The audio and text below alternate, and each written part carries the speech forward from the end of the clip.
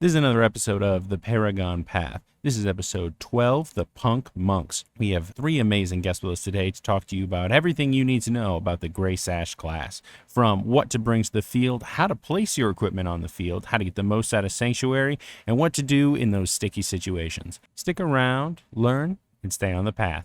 Enjoy the episode. And we are recording. All right, this is our 12th episode of the Paragon Path. Welcome. Because I've been told I don't introduce myself. I'm Merrick the 15th. I run this shit and get used to my voice. Today we are doing the Punk Monks because surprisingly less things rhyme with monk than I'd like. So it's Punk Monks today. We're going to have our three guests introduce themselves, and then we're going to start talking about the gray sashed, I almost said bandit, but that's kind of what you guys are on the field, running around, causing problems, utter chaos all over the place. Absolute hooligan. Let's start with the top corner because my camera's the one recording. So, Quan.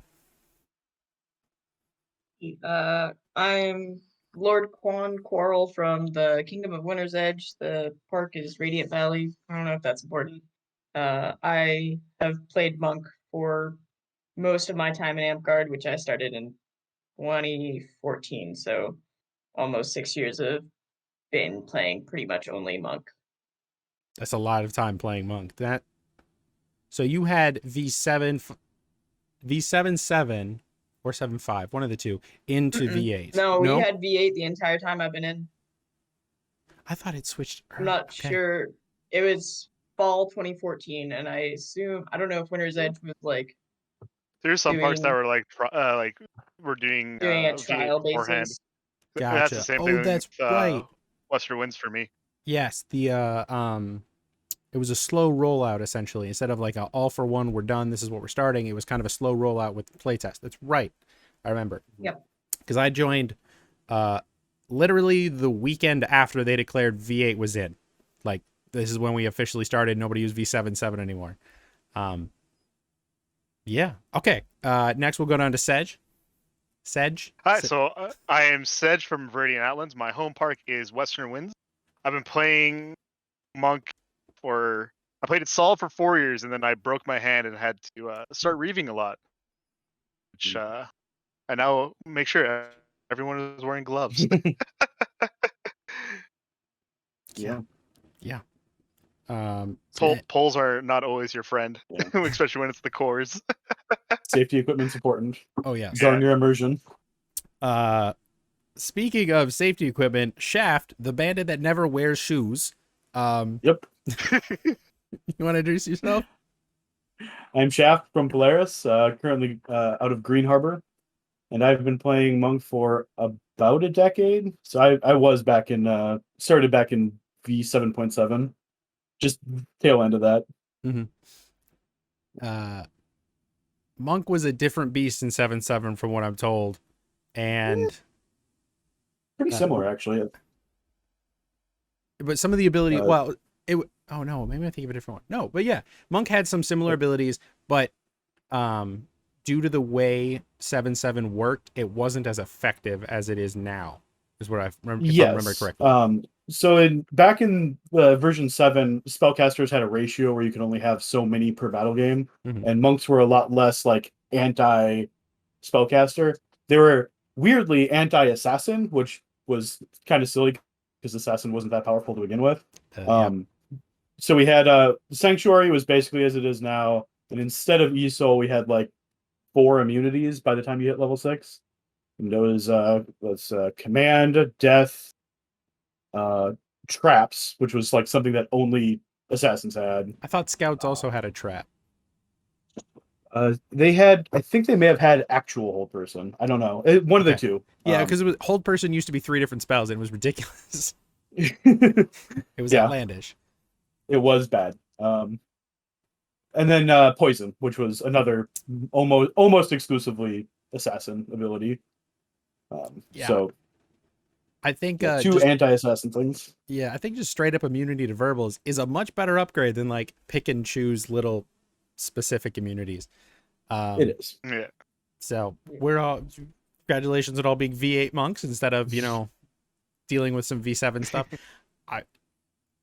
Some people like V7 better. Some people like V8 better. It's their opinion. It's their choices. All right. So with our our guests and Paragons introduced, we are going to jump into the question we started off with every episode. If we're going to ask people to make it to a goal, we want to make sure that they know what that goal is. We can't just ask them to reach a goal without telling them what it is. So, what is the difference between a level 6 and a Paragon? Let's start with Sedge. So for me, it's actually easier for me because I am the current speaker for the Circle of Paragons for VO. So I try and get all that information pushed into me. So when I'm looking for like a Paragon compared to a level 6, I'm seeing, do they use their full loadout, like throwies, great, short? What do they like to use, and do they use it effectively? Do they have good abilities? Do they have good role play? Do they like to teach newer players? And like, and then also on the field, like if someone's like, "Hey, XYZ Monk's on the other team," and you hear like 4 people going "fuck," then you know you're on the good path. That's been a pretty consistent through line, is when you jump on a team and someone goes, crap, we have to figure out how to counter them. You're on the path. Yeah. You're up there. Yeah, like for the while I used dual 64-inch poles, and oh yeah, here I have one right here. Oh my God. So I have one of the chopsticks, 64-inch pole, Oh my. and with both of these, I can cover my entire torso anywhere I want. You're not gonna hit me with any spell ball or anything, and I have all the reach to just harass you with your single sword, wizards. 64-inch speed pulls. 2 of them. Oh my God. It is so much fun. Okay. I gotta go make a poll. Podcast over. Just hold on. That sounds fantastic. I like that. Golf club shaft for the core, like kite spar.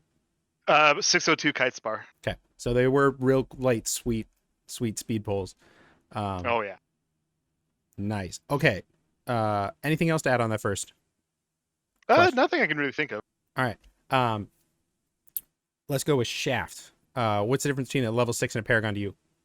I mean, like the easy answer is an effective use of abilities on the battlefield, right? Like using, as I said, using your whole kit, pretty important. And then also to expand upon the like when the battlefield like warps around you based off of like oftentimes based off of your loadout for monk, but just when it's like the the field is responding to your presence as a whole rather than just like individual people that you're singling out. It allows you to control objectives and shape the battle lines. Yeah, kind of be that shark in the minnow effect. Mhm. Some of my most effective times on the battlefield is out there with the 8-foot pole arm, and it's just a matter of like I can control functionally 16-foot circle, a little bit more because my own girth, but and so it's just like that area it's a bubble of death to some degree, but also just like people staying out of it and responding accordingly. Yeah. That whole threat radius thing is a huge it's a huge factor when you start talking about tactics and like battlefield lines.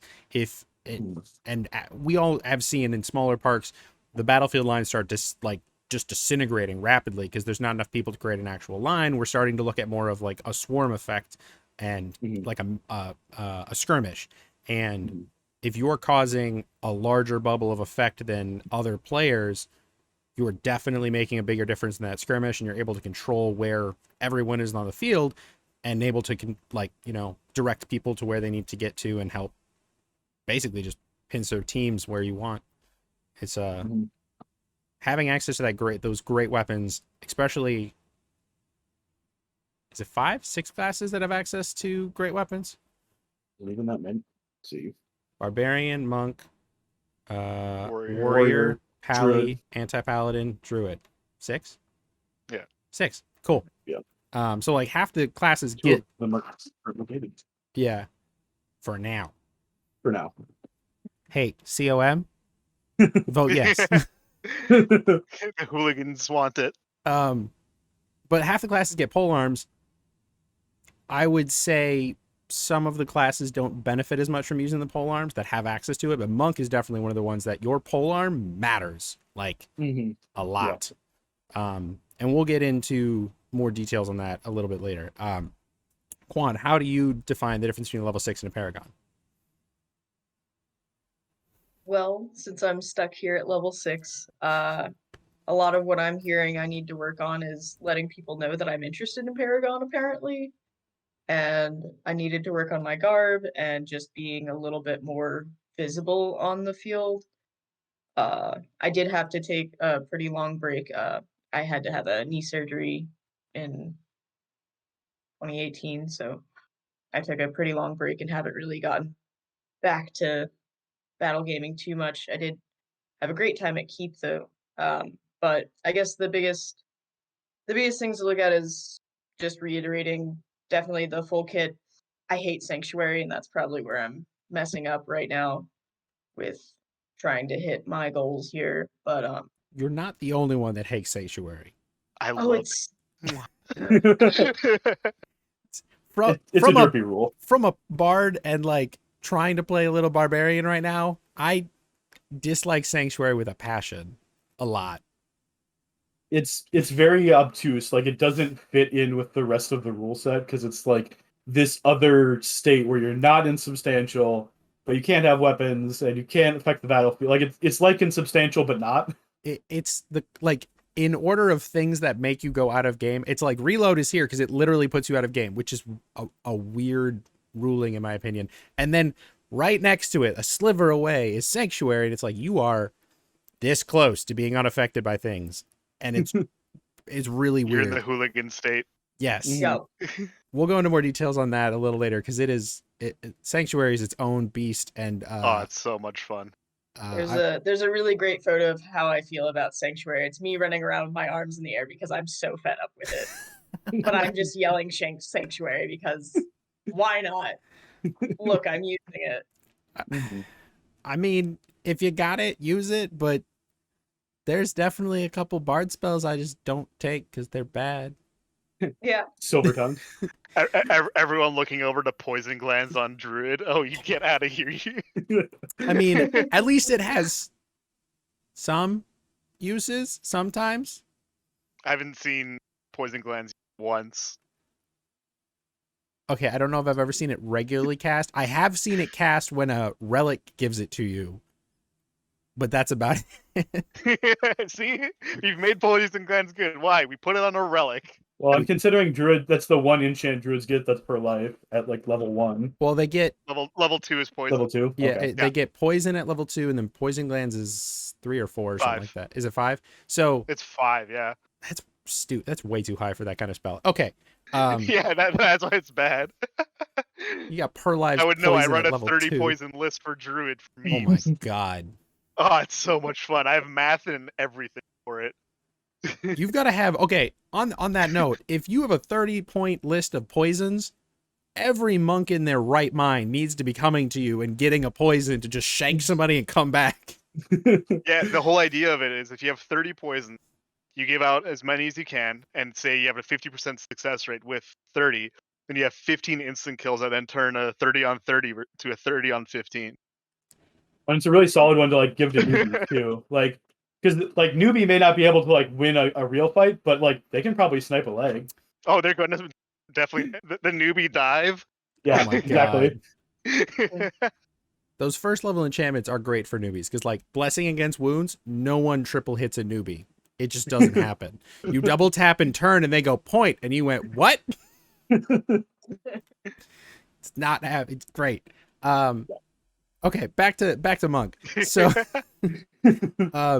with our definition of where you want to get to be a paragon, or what we're looking for to be a paragon, we want to talk about your guys' experience. 3 things that you guys wish you knew when you started playing monk or when you started really going for your paragon path. Let's start with Shaft on this one. So, I mean, I was going to say nothing, but now that I think about it, like Sanctuary effective is extremely hard. Like it's like because of all of its nuance that so like to make it useful.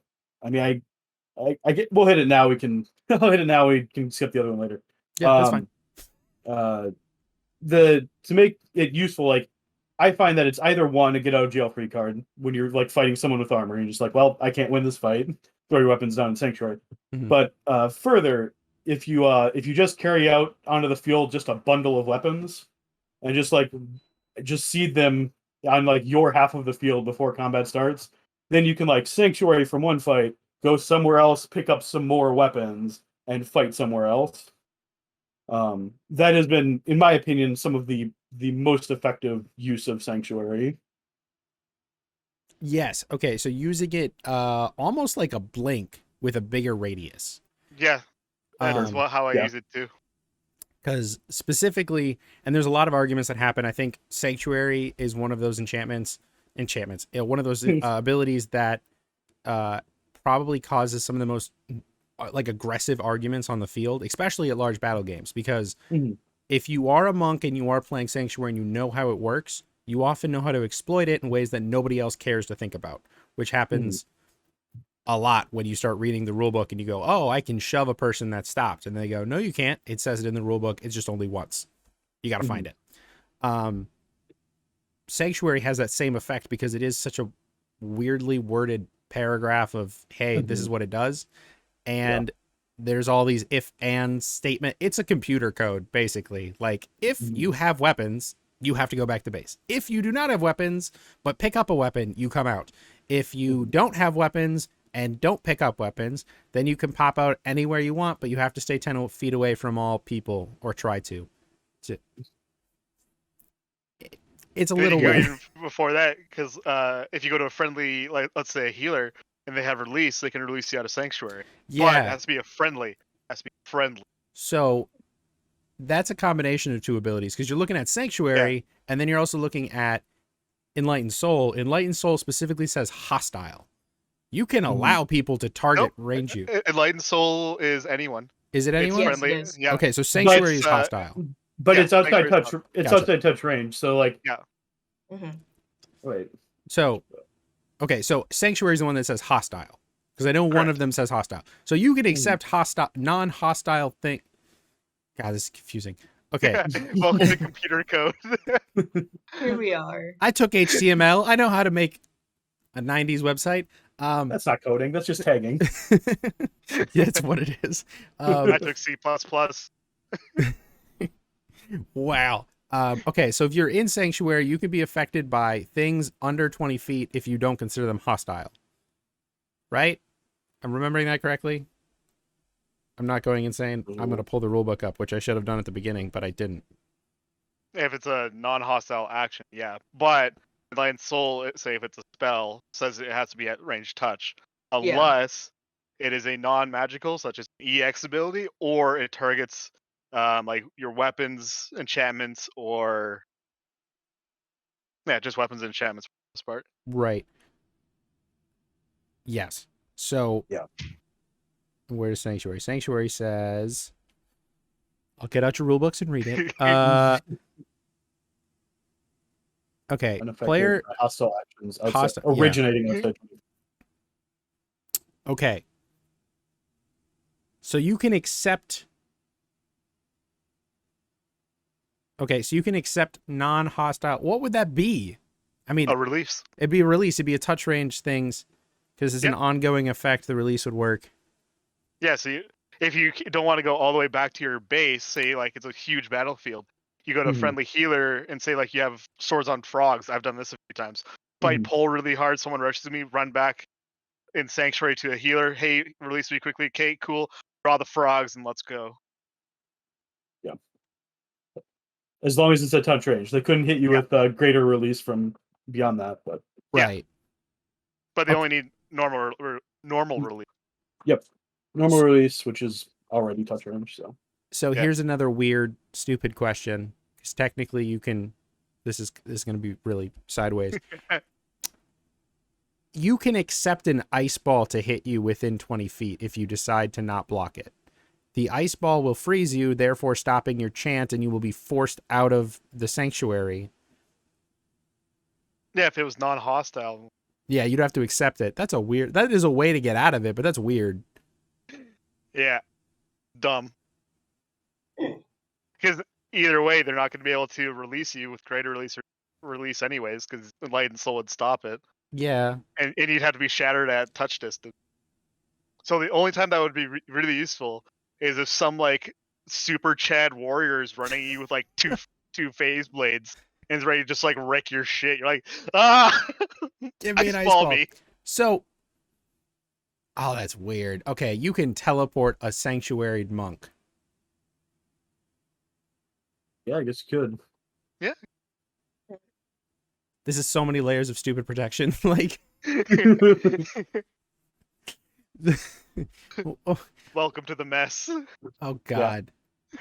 All right. This is the real problem with Sanctuary. Is it creates like a spiral of exceptions just around Sanctuary specifically. Let's go make some Reeves angry here. that.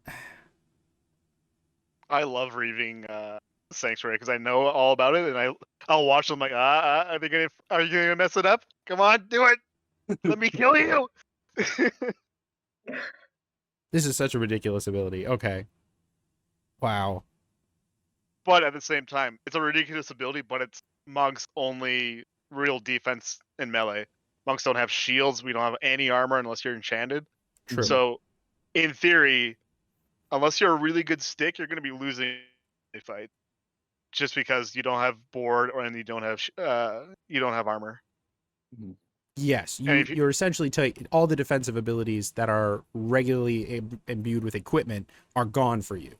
You just Yeah. have to rely on multiple weapons, or your straight up stick ability.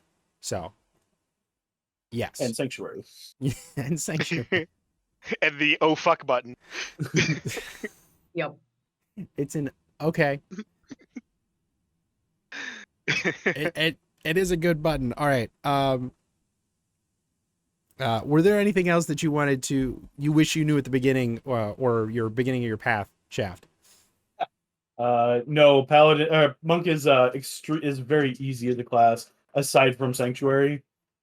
So like it's all kind of right there on the label. You as Monk, you have sticks. Go kill. Yep. Pretty good. Quan, are there any things you wish you knew at the beginning? Yeah, I think the main thing that would have been great to know is that you're really not useful until you're at least level 6, because then you get the rest of your abilities that make you a monk. Like, finally, you can have heavy throne and you can block magic balls. Why level 6? So So you get to wait till then to be actually useful, because like I remember being still level 5 and a wizard was like, "Oh no, don't take that because you totally hit your hand and you're a monk." And I'm like, "No, I'm not level 6, man." And he was like, "Oh, well, sucks to be you." I was like, "Yeah, it does." You're right. And if you're just starting out playing monk, they're gonna tell you you don't need to know anything about magic, but they're lying to you. They're lying really hard to you because you need to know a lot about magic. Mhm. And No. battery bards are very helpful. Oh dear God. Yeah. Oh, I remember that- a horror story where we had a game. And they're like, oh, there's no healers, no resurrects. That's gonna be fine. I'm the only monk. What's gonna happen? I did the resurrect 10 fucking times. Yep. You guys have Sanctuary, Heal, Resurrect, all on recharge. You guys are like next to a bard's wet dream. Until we're against. Like, Yep. Armor. yeah. Because I mean, the only downfall is I have to, if I'm playing a battery bard, I have to recharge your resurrect. I can't restoration it, because that's my go-to for most things. It's like scouts, a lot of other casters, assassins. They all just run up and I give them a restoration high five and they run away and they're all back up to 100% basically. I've got to charge half your your real big one. But I can, your heal and your sanctuary you can get back. So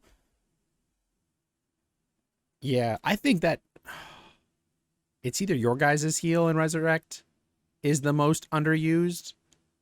It's heal, and I find it's heal first and then res. Okay, Yeah, because since you can only heal yourself, it's not as utilized. it's very weird. I mean, It's so weird. I use heal more than I use resurrect for sure.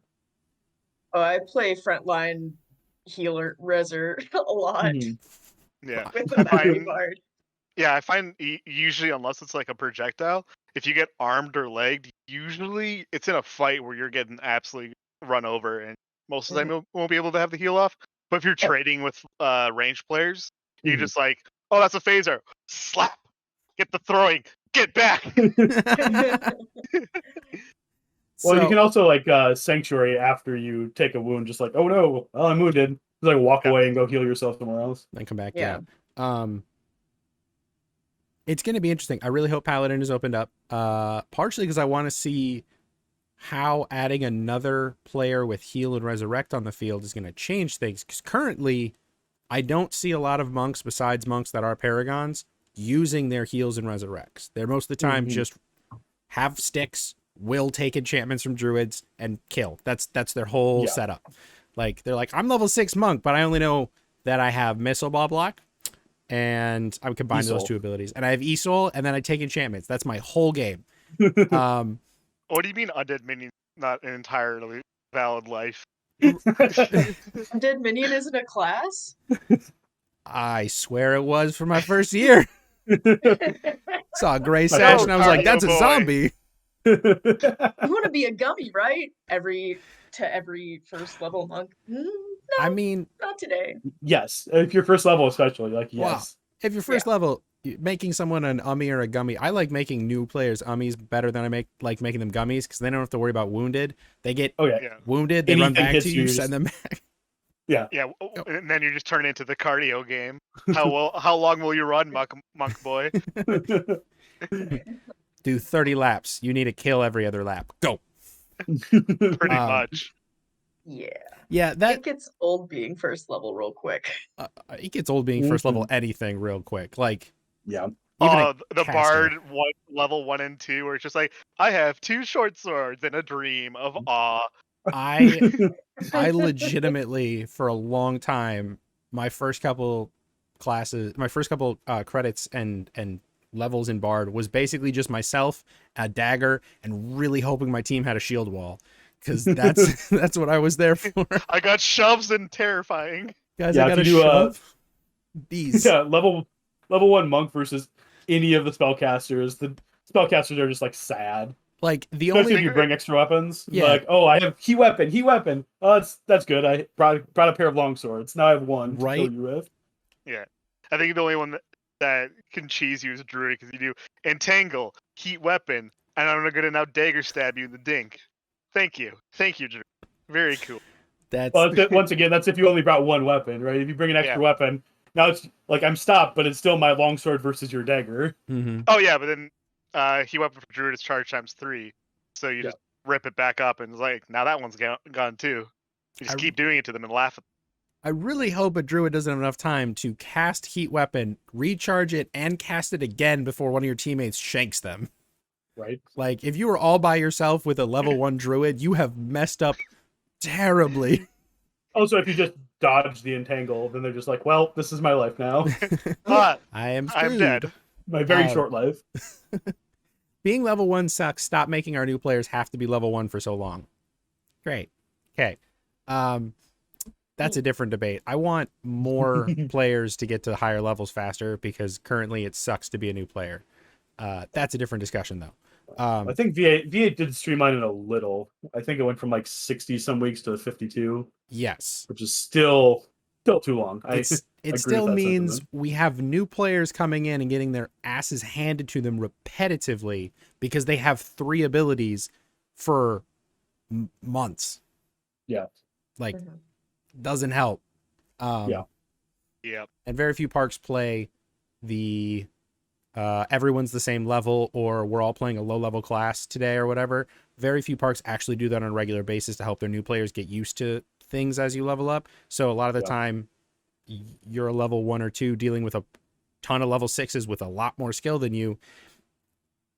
I mean, it almost feels like hazing at some point. We're just like, hey, kid, get stabbed.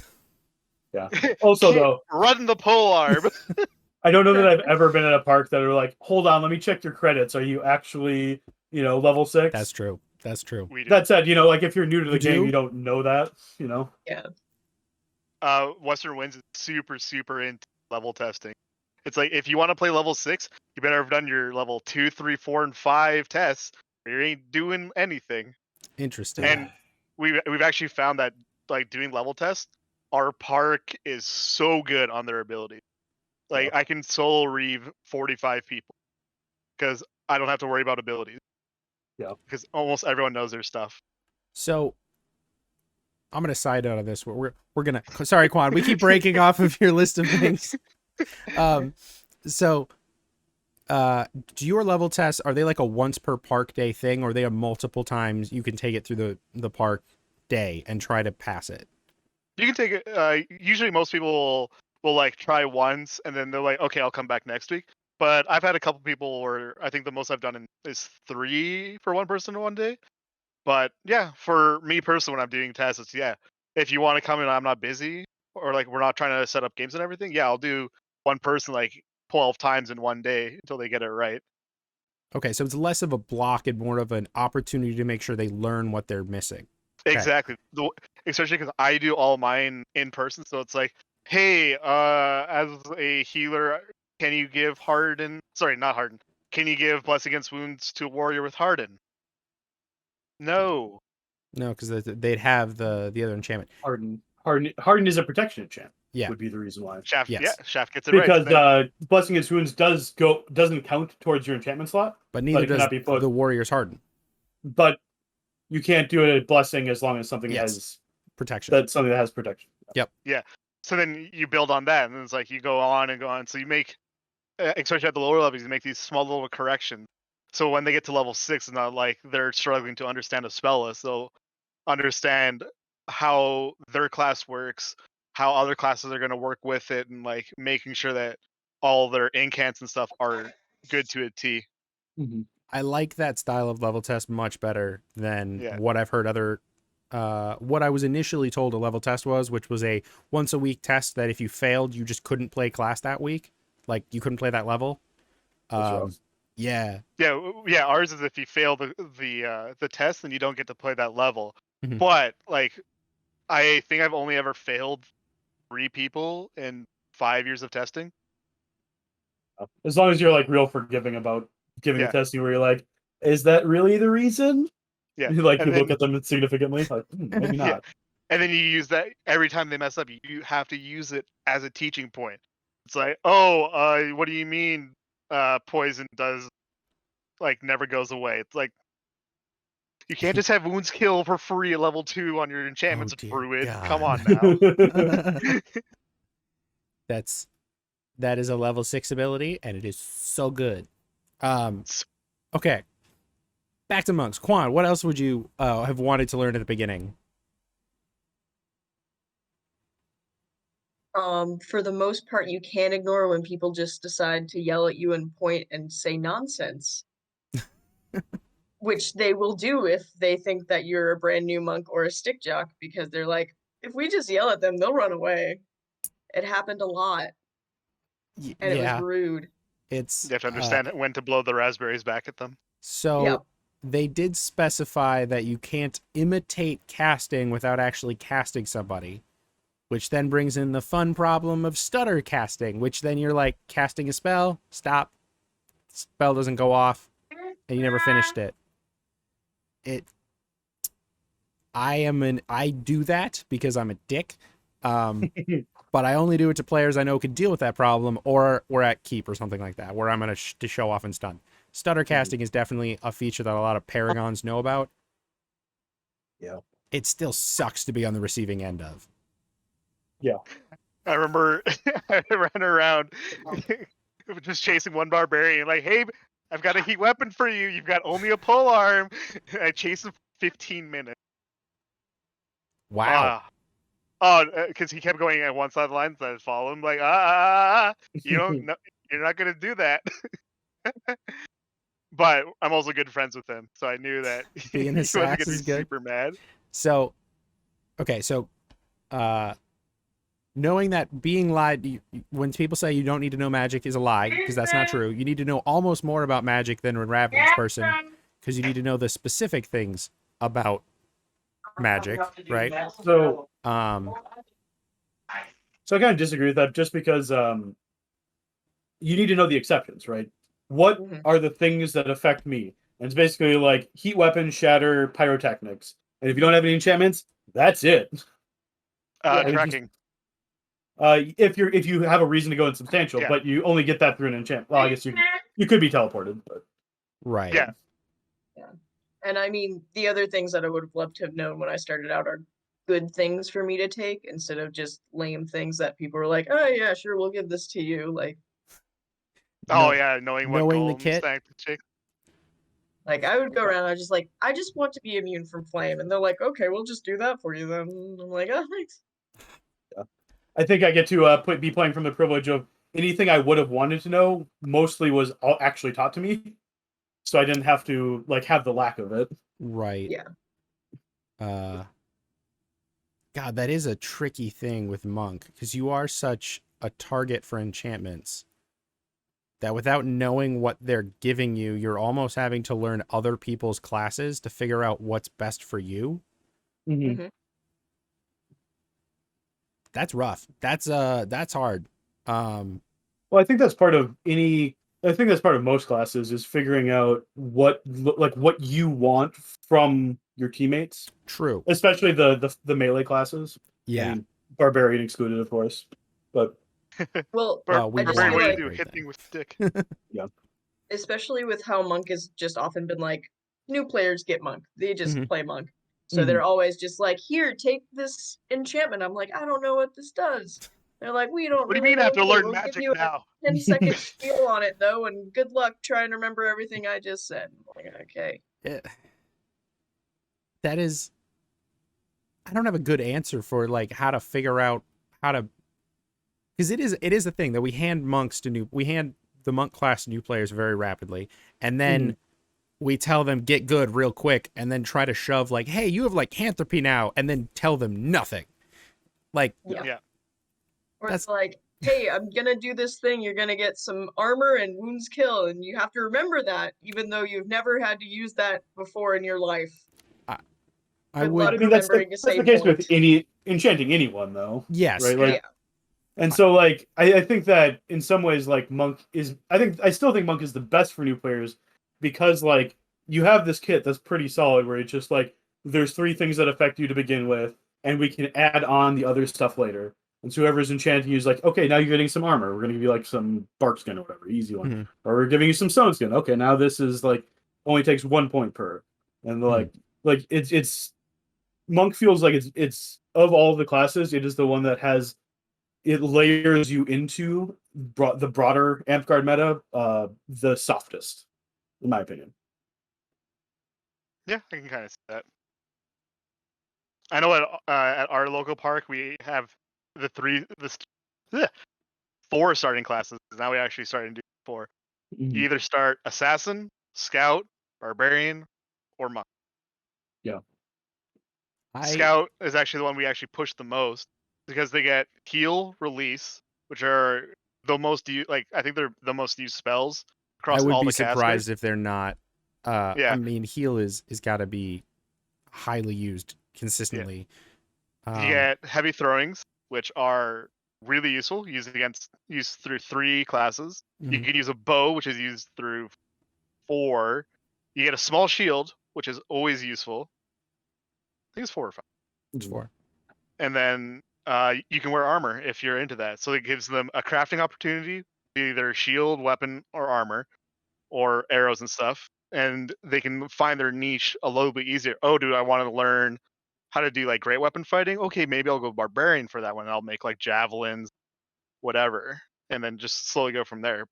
And then assassin is just you have a lot of get out of jail free cards. If you like using flow, maybe look at doing this.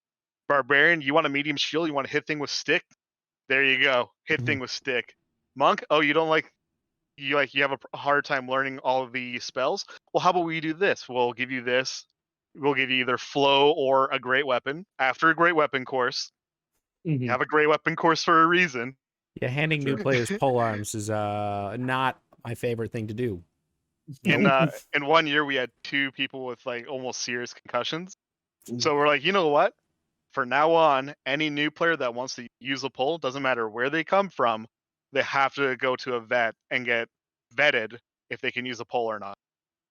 And a reef can take you out of the game, like that pole out of the game, any point in time.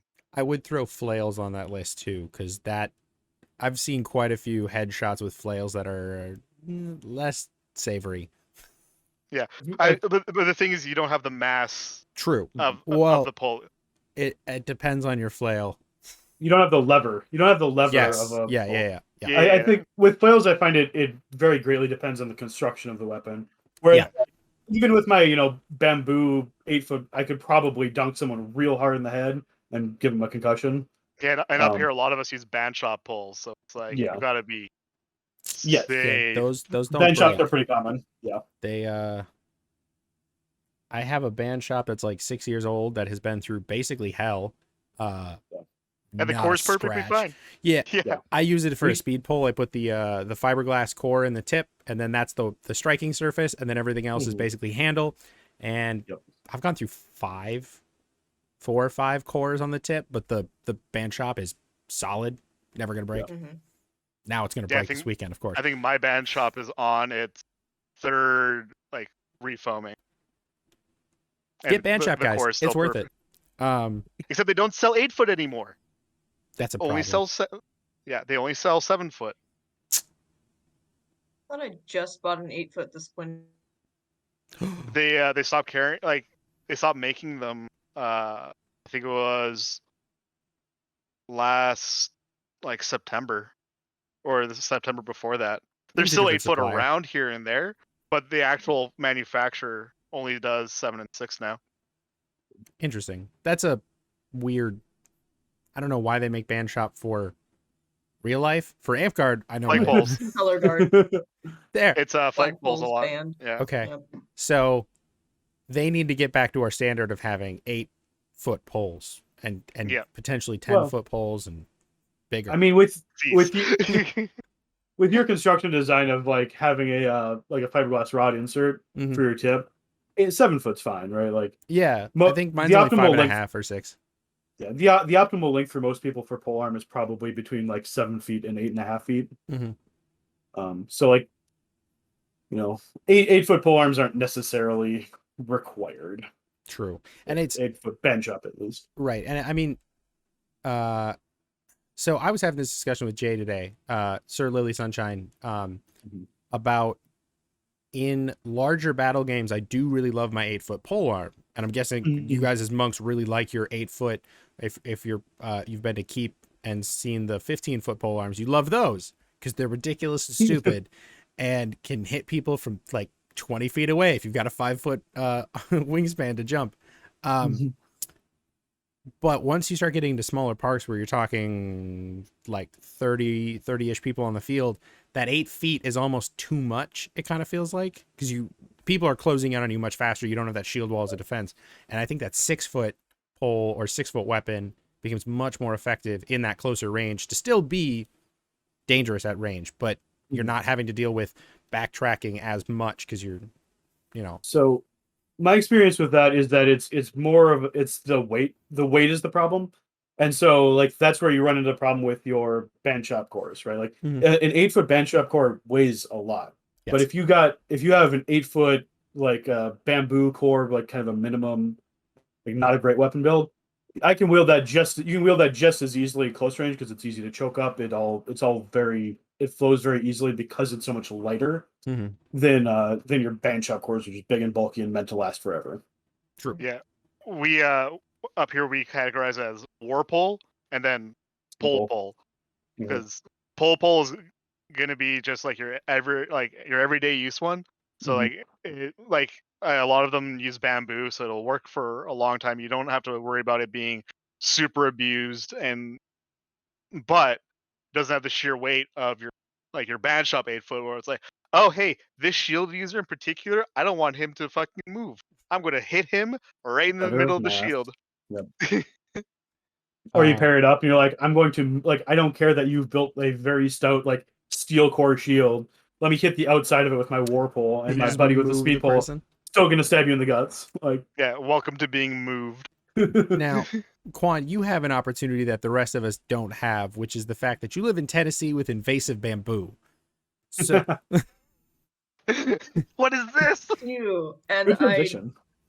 I have some bamboo that is drying, but my main weapon is a 6.5 foot pole. I don't like to use big poles. look, I'm is that 5'2" and 6, and you've probably seen photos of it. It's that big one with the big blade on the end? yeah. Okay. Yeah, a lot of people call it a naginata, I think, but it's actually 100% historically accurate to a Korean Waldo. Okay. Because I was Hell super yeah. nerdy. Look at this nerd. Historically And this correct has been nerd. my Yes. main weapon for 5 years, and so far the phone's holding up, which is great because I accidentally made it to where it's actually technically an Omni, but it looks like a flat. Yeah, so Oh, that's the like my phone's first. holding I up love great. it. That was my Um, first pole too. I made a 1.75 inch PVC pole with an Evafoam head. It got the nickname "Brick on a Stick." yeah, no, I can make it echo. Oh. Oh no. it's ridiculous. Thankfully, the blue foam has started to get a little bit soft, but it's still got plenty of padding around the core, and I gave it so much room for a stab tip that I had to glue it back on because the glue that was keeping it onto the shaft came off, but it was fine. The foam was great. That's uh, that's fantastic. but yeah, I'm a shorter person, so I don't really want to have my weapon 5,000 miles away from me. I like to be able to control the shorter length a little bit better, and I decided to be a super nerd and make a really historically accurate weapon. Please tell me you entered that in some ANS tournament with like a full write up of why it's a Waldo and not a Naginata. No, No. never. Oh my I've god. never entered it. You have to Come do on that. now. Like I'm a bad person. you can do 2 entries here. You can do 1 entry of the weapon and then another entry in technical writing on why the weapon is a Waldo, not a Naginata, which would be amazing. Wow. Because it's great. You get to gush. My knight got a lot of awards through just writing. Do more. I'm on my 8th Smith because of writing. Oh, nice. Yeah. I made like 64 pages of help documents. Oh my Help god. me. Yeah, no, I have one pulled up where it's a 14-page on how to position yourself on the field. Ooh. Wow. You should link that to me and I'll get that in the comments. Oh yeah, no, 100%. It was a dumb project. I'm like, oh, I'll do this in the morning before school. It should only take like a week of classes. 4. Fuck. Yeah. The things we do for a hobby that doesn't pay us. Says the person That's that bought a wild. camera and a mic for For the hobby. this. Yeah. Yeah, Okay. I was Kingdom KPM, so I spent a lot of hours working on this hobby. Yeah, I'm on shit. Am I in year 3 or year 2? I don't even know He's anymore. already What year forgotten. is it? It's just been PTSDs. well. I mean, one of those years was COVID year, so like it hardly True. counts. But Kind also of. it hardly counts. But also it was 10 years long. So It took forever. Okay. No, right? Were there any other things you wish you knew at the beginning, Quan? I think I covered most of the things that I wish I had known. Okay. Yeah. All right. We've done a very long loop. Sedge, what are some things you wish you knew at the beginning, or did we cover them all? So one thing was throwy tech, like in specific. So these are the throwies I started off with. Nice little sausage. Is that just sword foam? yeah, Almost. It's javelin. It's javelin courtesy padding that has a like pseudo core of really tightly wrapped foam, so it doesn't actually bend that much. Cool.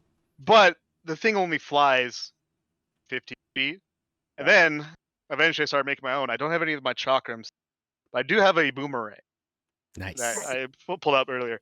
And this is silicone weighted. It's got extra courtesy padding and everything, and I can throw this thing at least 100 feet. Wow. Easy all day. Oh yeah, no, it soars. On my normal chakrams, I get from 60 to 75 feet.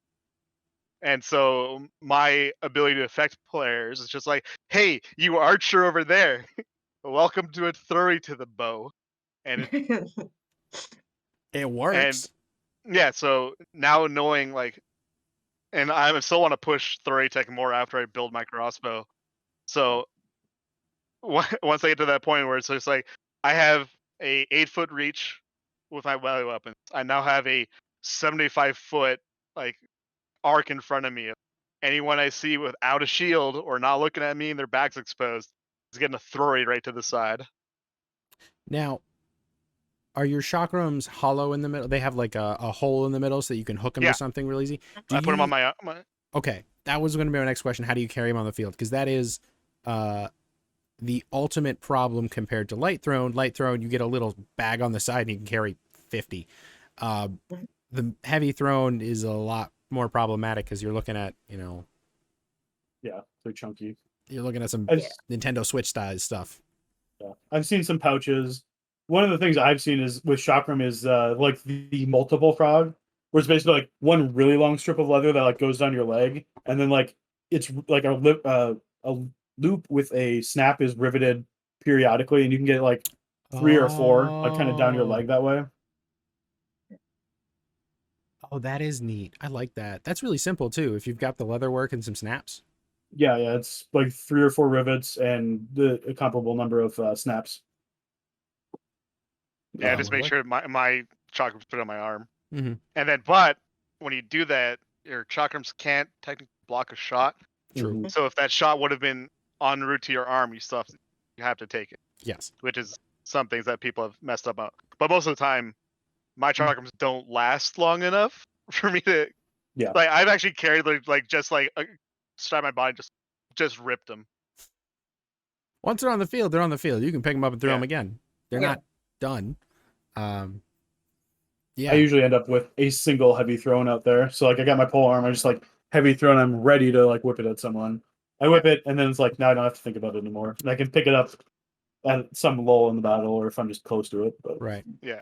What I like about using a lot of heavy throws is if I saturate one area, I can sanctuary to that area, grab all of them because since heavy throwing is indestructible, they can't like walk over and spellball them like say if I drop my pole behind the line. Mm-hmm. So I can grab all these heavy throwings and just like welcome to the back buffet. Who gets the throwing weapon in the back? Yep, that's another good use of sanctuary. It's just like, oh, there's a thrown weapon over here that I'm gonna just like pick up and like, oh look, I'm behind them, and just whip it in their back.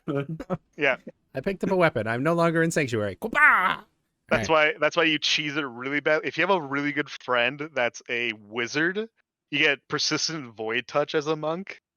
God, everybody wants void touch. Seriously, more wizards need to take that spell. It is so good.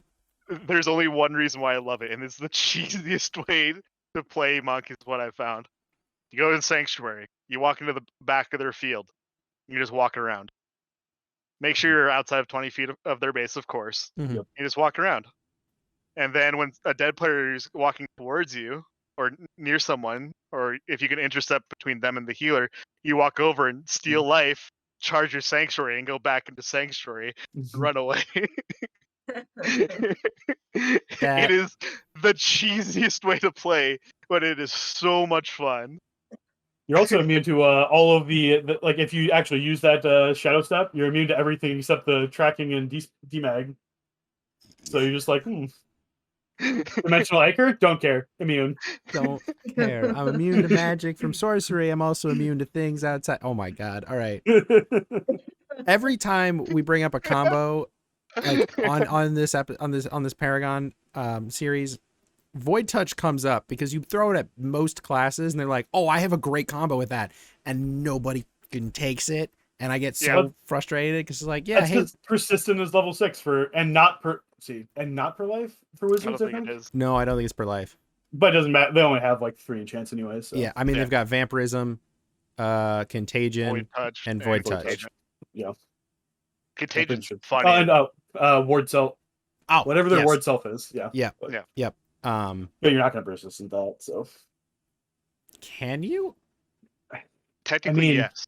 You can, but it literally has no value because it stops the first of anything that hits you, so then it goes away. So it Yeah, just, including okay. verbals. Yeah. All Whereas right. like, because that like, I mean, an aside, as scout, like I've carried adaptive, like by having golem, I've carried my adaptive blessing through lives, but just because I didn't get hit by that thing.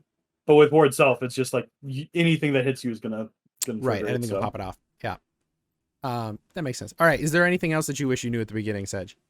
No, I think everyone else like talked about like learning how to use Sanctuary really well, like Mhm. repositioning as well as the oh fuck button, and then how much recharging sucks. Oh, what are you talking about? Recharging is fine. You just have to get really good at saying an incant 30 times in a row, and not Learn the breathing. recharge spell. Love the recharge spell. Resurrect and Sanctuary both times 10. Oh, Disgusting. cease. Literally, one of the Fate Point lines. Sanctuary is just 5 times 5. Yeah, one of the lines I Yeah. have in I freestyle rap when I do my Song of Power is if you have a charge times 10, don't charge it, come get a high five. Because there's no point in you taking the time to even charge times 5 if I'm doing Song of Power. I have a confidence for you. It's infinitely faster. Stop charging charge Yeah. times 10s. Stupid. So Oh, there's also one more thing I just remembered. Being able to fight while you're casting heal. Because it's EX. oh, So if you get legged, like someone legs you, you can fight and cast your heal. You have to make sure your cardio is good, but you Be can able do to- it. being able to cast and fight at the same time is a skill that takes time and practice. It sucks. Yeah. It is so does. hard. And it's basically bards, like scouts get an EX and monks get an EX. I think that might be Everything it that's as longer far than as- yeah. Well, everything else is like Uh, you can't combat cast. Yes. Because the bards you get the combat caster, but none of them, unless you tag ambulant on top of it for bard, you still have to keep your feet planted, which is less yeah, you fun. still have to keep your feet planted for monks. For Right. EX stuff. It's But you don't have to have a free hand. no, the free hand is a definite benefit, but it's real hard to pull off the entire heal spell while not moving your feet and fighting. Especially at close quarters. I mean, if you got the pole arm, it might not be as bad, but then you're probably one arming a pole arm or you're posting. Right. Yeah. Yeah, get good at casting things while fighting. That's a Yeah, good skill understand to the get rap battle. used to. Yeah. Chaos incarnate is what verbals are at large events. Nobody hears Correct. them. Okay, so because this took almost 40 minutes of our conversation, I'm going to go over this 3 things we wish you knew at the beginning. Know how to use Sanctuary. Know that they lie to you when they tell you you need to not know magic, because you do need to know magic. Learn kits that other players can give to you. I think an easy way to do that is like go find your Paragon Druid or Healer or Wizard and ask them what they think is best for you, and then remember those things. Because Or other Paragon monks. yeah, or other Paragon monks will Because also monks help are you. going to know what monks need. Right. If you don't have a Paragon monk you're working with, go ask a different Paragon. If you have no Paragons you're working with, go ask players that play those classes to try to figure out what's going to work best for you. Throwy tech, and I'm missing the first one you said, Quan. Oh geez, that you're not effective pretty much until level 6. Like you don't get like it feels cheesy that you have to wait till level 2 to get heavy thrown number 1. Yeah. And then level 6 is when you finally get to block magic balls. Yeah. That But he gets big dick blocking magic balls so well though. Yeah. It's so worth being a level 6 capstone, but yeah, it does suck to do that grind. it's Yeah. I think most classes, I take that back. I have 3 classes I'm specifically sitting at level 5 in because I don't see a point in getting to level 6 because I don't play them enough and their abilities aren't amazing. So, yes, I would agree. Being a level 5 monk, up to level 5 monk, you're going to feel real wonky and weird because you have most of your kit, but you're still missing one of your big things. Yeah. The monk power spikes are 2, 3, and 6. Yeah, which Yeah. is that's a super long wait. Because I mean, 2 is real easy. It's what, 5 weeks or something like that, Yeah. or less if you have fighter practices. But 6 is a full year almost, unless you really Yep. go hard. That's still up to 6 months of time that you're kind of not getting a what feels like a bump. Yep. So kings, hand out more bonus credits so your monks don't feel useless. There you go. So all right. everybody doesn't feel more useless. Yeah. Yes. I mean, the only ones that don't feel unuseless, that feel useful. There we go. I can do words. I went to school. Warriors You feel played Bard. real useful a lot at level 1 Yeah. and basically can kick butt for a while with that. Like the ancestral armor at the end is amazing, but Mhm. they get 6 points right off the bat, and scavenge, because it's unlimited, is probably one of the best abilities in the game. And everything in between is kind of gravy. Like it's not It's extra, yeah. Yeah. important parts of the kit. Just because like the 6 points of armor is like what the kit's about with Yeah. warrior. And like insult's nice, shake it off's nice. Medium resin- shields are also good. Yeah. Positive yeah. for that. Well, large too if you want. Mhm. Um, Well, my friends made a large round, like max large round. Why? It's so You wanna do it? You unwieldy. can. I He have a looks like friend a who's chode standing behind it because it's just his little head. I have a friend who Yep. made one out of cardboard, like very stiff, like cardboard. Oh yeah, the Uh, industrial cardboard. Yeah. It's a punch, so it's a punch large. It's ridiculous. It's not terribly Oh. useful, but it is ridiculous. So there, I'm going to mention it here because I don't think I mentioned it on the other classes that you can do this with. But technically, our rules state that the profile of your shield is what counts as size. This means 2 things: you can make a shield that can stand by itself, and you can make a shield that is literally a U shape from the top down, as long as no profile of it is bigger than 2x4. Do with that what you will. Make yourself a shield that is just a barrel. You can make yourself a barrel shield. Yeah. Oh, no. Technically, Hold it in one hand and just have javelin. You just slowly turn it. Just wear it on like straps. You're just like naked guy in a barrel. Call me a warrior. I've this got is so javelins. ridiculous. I dislike that the rule says profile. I understand why it says profile, but it is ridiculous when you can walk on the field with a shield that you can put down as a field prop. Like, So it's a padded shield. yeah. Yep. Okay. So we've gone through 3 things you wish you knew. Common mistakes to avoid. Let's start with Quan on this one. Oh, jeez.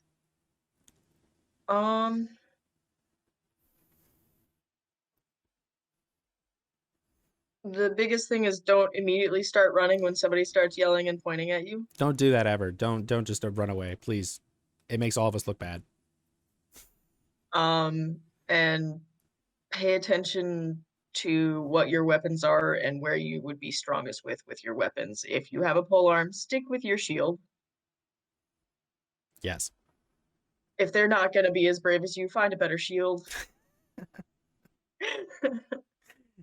They need the balls to stay on the field with me. Come on. Ah! Yep. And Yeah. if you're gonna stand up in that shield wall, watch your face, because sometimes people do have those 15-foot poles and they just use them like a pool stick, and Mhm. you might get a concussion. So Yep. Fun especially when you're 5'2". Yeah, you were like at the wrong height for that because you were at like shoulder height for like larger people. Yep. And cardio is apparently what we need to say with melee is cardio. I would say Especially with with every polearms. class, like just do cardio. You do better. It's Mhm. it's real hard to spell cast when you're out of breath. So Mhm. cardio. And use your reses, help your team. Come on, guys. Yes. Those are all really. This class seems so simple, but there's so many things people forget to do because they're like, oh, it's just the ESOL class. It's Oh, it's just stick jock the class. stick jock class, obviously. You Oh guys god, have I different fucking hate stick that jocks. so much. So it can't be a stick jock class because you can't use a shield. All the stick jocks love their sword and board. That's I true. don't know. I know a lot of flow stick jocks. Yeah, the flow stick jock or the pole stick jock, Mm-hmm. the Ours- more rarer of the breed. They're like, we don't want to learn magic, so we're gonna run monk and flow. Ugh, yeah. Stick jocks. Great. Learn the rule book, please. Like pretty please, just for me. Our stick jocks play peasant, which is hysterical and great. It is That's what Sir Gillen does at our field a lot. Yeah, Sir Das was doing that for a while too. He was like, I'm like we have one 1/10th warrior in Western Canada, and that's him. So he's just like, what am I gonna do? I'm just gonna beat up kids with a single stick, and he has a blaster. That's better than what I've heard some Texan sword knights are doing, which is they pick up the bow and then get really good at that. So now you have them deadly at range. You come close to stick them, they're like, "I'm a sword knight," and it's Excellent. Welcome to the pain train. Welcome to my dojo. That is also Sir Gillen and soon to be Sir Gunn for Winter's Edge, our two warlords. yeah. Yeah. So learn the abilities. Don't just play stick jock because it's not a class. Yeah. It's also not class C. I lost my train of thought. It exploded. Okay, we're gonna move on. Common mistakes to avoid. Shaft. Staying in Sanctuary too long is the one I see especially from people who play Monk more than like people who aren't necessarily newbies. You'll see them like they just go in there and they're like, I'm in Sanctuary. And you're like, I know where your weapons are. You are completely ineffective. Mm-hmm. I had one game where someone have my enchant druid just like watching over our pile of MacGuffins, and like there's a monk sanctuary, and she's like, I have a dagger. You have nothing. Like, what are you gonna do here? And so it's like a combination of that and just like any field where you're just like, I'm pretending to be useful, but you're just kind of like you're kind of a tax on your team at that point, where you're just like don't have a plan on what to do. Yeah.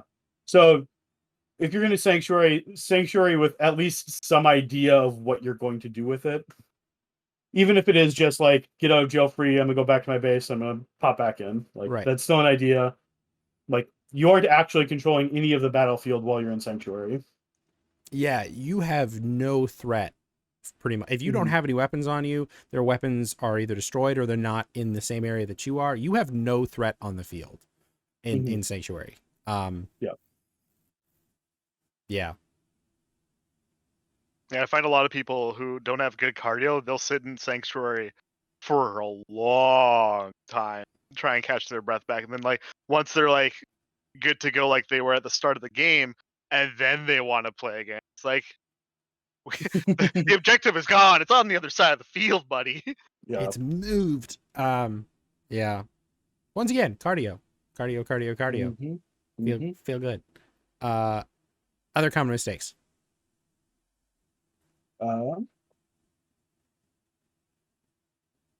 Did you have any more, Shaft? I guess I mean, it's less a mistake so much as just like, carry a bundle of weapons out of the field because it's going to get heated or destroyed, or you're going to leave it behind in Sanctuary. Mm-hmm. So I guess a mistake then would be not having enough weapons. Yeah. I find this is something, and especially for people that start as casters or really focus on being a caster, it's an entirely different mentality to bring your arsenal to the field.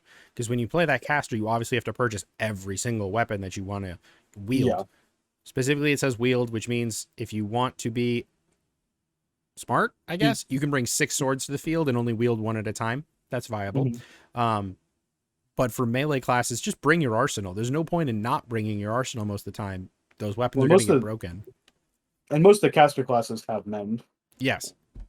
And if if you're a barbarian, a monk, a paladin, an anti-paladin, a warrior, any of those classes that have very large arsenals of weapons, bringing them to the field is a huge benefit for you and potentially your teammates. Because if they run out of weapons or something happens, whatever, a pole actually physically breaks, you have other weapons on the field ready to go. As long as you're okay with them using it, because that's other side effect. Yeah.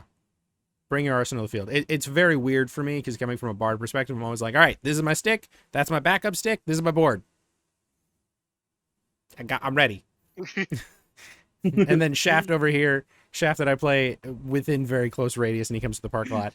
He just walks on with a bundle of weapons and just drops them, and then walks back to base. Got my pole arm, got like 2 long swords and a short sword. We're gonna put some here, some over here, and like, all right, Some flails here just because they're some easy to flails. hide. Yeah, Just A bringing. couple swales because you want to be weird. I do not have any swales, but yes, I you could just do that with disassembled swales. my swale. Like, I'm legitimately hoping that we see monks and melee classes bringing just wagons of weapons to like large battle games. You 'Cause actually have a couple archers who actually have like the little like fold out wagons that they carry behind them. There's just 2 buckets of arrows in them. do that with And they're throwies. short swords. Do that with throwies. I've done that I've done it on bridge battles before, where it's like we have like either it's militia or we have like warriors, monks, and where you just like roll in where you've got like 3 or 4 extra pole arms, and so like one of them gets heated, and you set it down, and you pick up another pole arm. You're just like good to go. It works. Yep. Any other common mistakes? Shaft. Not that I can think of. No. All right, Sedge. Common mistakes you see. The biggest one I see, like, because I'm on the Paragon Academy and I try and help a lot of the monks there. The biggest one I always see saying heavy throwing is bad.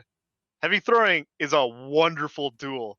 It is super good, and once you actually start investing in that tech and learning it, and like with my chakrams, I can reach out to bow distance. Mhm. Once you start getting there, it's not just like, oh, this is some scrap foam that looks like a sausage I'm throwing at people that doesn't bounce or anything. It's like once you finally start investing in putting time into your kit, more options open up for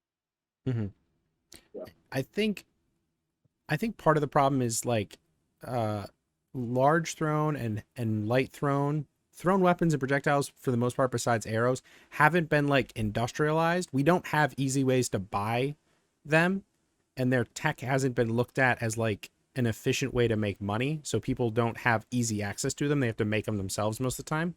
Yeah. Oh, 100%. I know we've got plenty of people that are like constantly telling us how to make these things, but there's a lot of people in the game that just don't want to make it. They just want to buy it, and that's totally fine. That is your right to do if you have the money to do it. But then we start It's not missing out. available Yeah, to buy. Yeah. we just don't see thrown on the field. We don't see. I mean, all the javelins that I've seen that were purchased are dag javelins because they actually use them on a very regular basis. Amped, we don't use them nearly as much. I started using some and they're fine, but I think out of the 12 javelins at Park, I've built 10 of them. Yeah. So it's just like, oh no, it's 15 now, and I've built 12 of them. There's 3 javelins I haven't built. That's for the park. It's, I think, making, and that's part of the job as the Paragons and the people in the upcoming, publishing how you make your stuff. I know it's like sometimes trade secrets, blah, blah, blah, but like making sure people know how to have access to these materials so that we're not just being like, yeah, we're playing half the class because we're not using any of that stuff. We don't want to play with it. That's not utilizing the class's kit. That's utilizing a part of the class. Yep. Which we talked about earlier. We want to see you using the entire kit if you're going to be a Paragon. Any other common mistakes? Nothing I can see that people haven't already touched on. Cool. All right.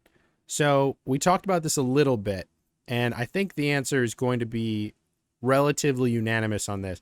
But where does the monk fit on the battlefield? Roles, positioning, meta, size of field changes.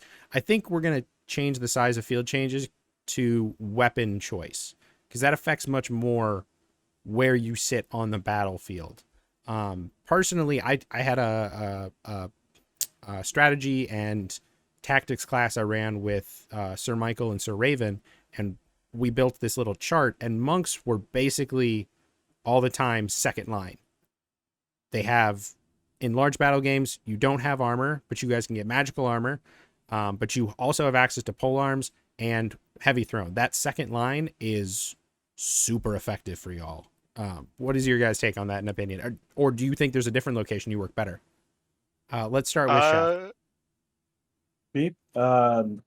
So I'm of the opinion that monks are kind of a flanking skirmishing role. Obviously, you got superior range to everyone who doesn't have like a real ranged option, and you don't have any armor to encumber you, so you can get around pretty fast. True. And then like And so that's easy with a pole arm. The one of the big differences I've seen is with if once you start getting into enchants, especially if you get like a golem kit. One of the biggest terrors I've seen on the field was Peter the Quick as monk Oh, with like a God. golem. He got a golem kit and like stone skin. So he's got out there with like two sword and just like rolling lines. And so like in a sense, once you get some armor enchants, you can kind of be more of a shock trooper. Mhm. Um, and I don't think Amtgard necessarily fits as well into the normal like first line, second line. Yeah, it's really Um, just super large battle games. We actually start seeing those lines. Yeah. and you don't really usually see much in the way of a second line even then. True. Like I can't usually like stab through shields, so it's like if it's shield wall versus shield wall, and I've got like a pole arm, well, I could try and stab through my shield line. I can't really get any good shots because my shieldman will get in the way of throwing anything more interesting. Right. It's basically just stabbing. Um, so like I don't. So like I said, I don't think that necessarily Amtar works to the multiple line Mhm. that you might be more familiar with if you like study military history or whatever. Right. Um, We don't work Yeah. very historically because our numbers are terribly small compared to everything. Yeah. yeah. Well, and it's any line is going to have a flank. Mhm. Turn the flank, and and Flank yeah, him, you don't spank him. Yeah. flank and spank. Absolutely. Yeah. So that's probably what I have to say on positioning. Sedge, what's your take on the positioning? So most of the same thing with him. I find definitely your weapon choice will more dictate where you fit. If you're doing like flow, you're usually better on the flank just because you have quicker weapons. And Mhm. if you have throwaways, you can then pressure in with someone and then get wonderful juicy side shots with good throwaways. Polearm is good with the front shield if your park is making that, just because you can abuse the other team's shield wall with, especially if you have a war pole, you just become a bully. Mhm. If you have really good heavy throwing tech, you can kind of second line, where like I think of the second line as, so you have your front line, then you have like that pocket of where Mhm. it's just weird spellcasters, and then behind that's archers, which I call the back line. Yeah. In that pocket, if you got really good throwing tech and you have a bunch of it, you can still pepper the enemy spellcasters. Yeah. But it's, So I think we called that artillery in the class. I'm gonna see if I can pull that yeah, diagram up. So I'm not just like abstractly talking about a diagram that you guys have never seen before. Um, I'll send this to you. Quan, what is your take on the positioning? That it's going to depend on your weapons. Since I run mainly a breaking crushing pole, I'm definitely up there with the shield wall, trying to break and crush the other team's wall for the most part.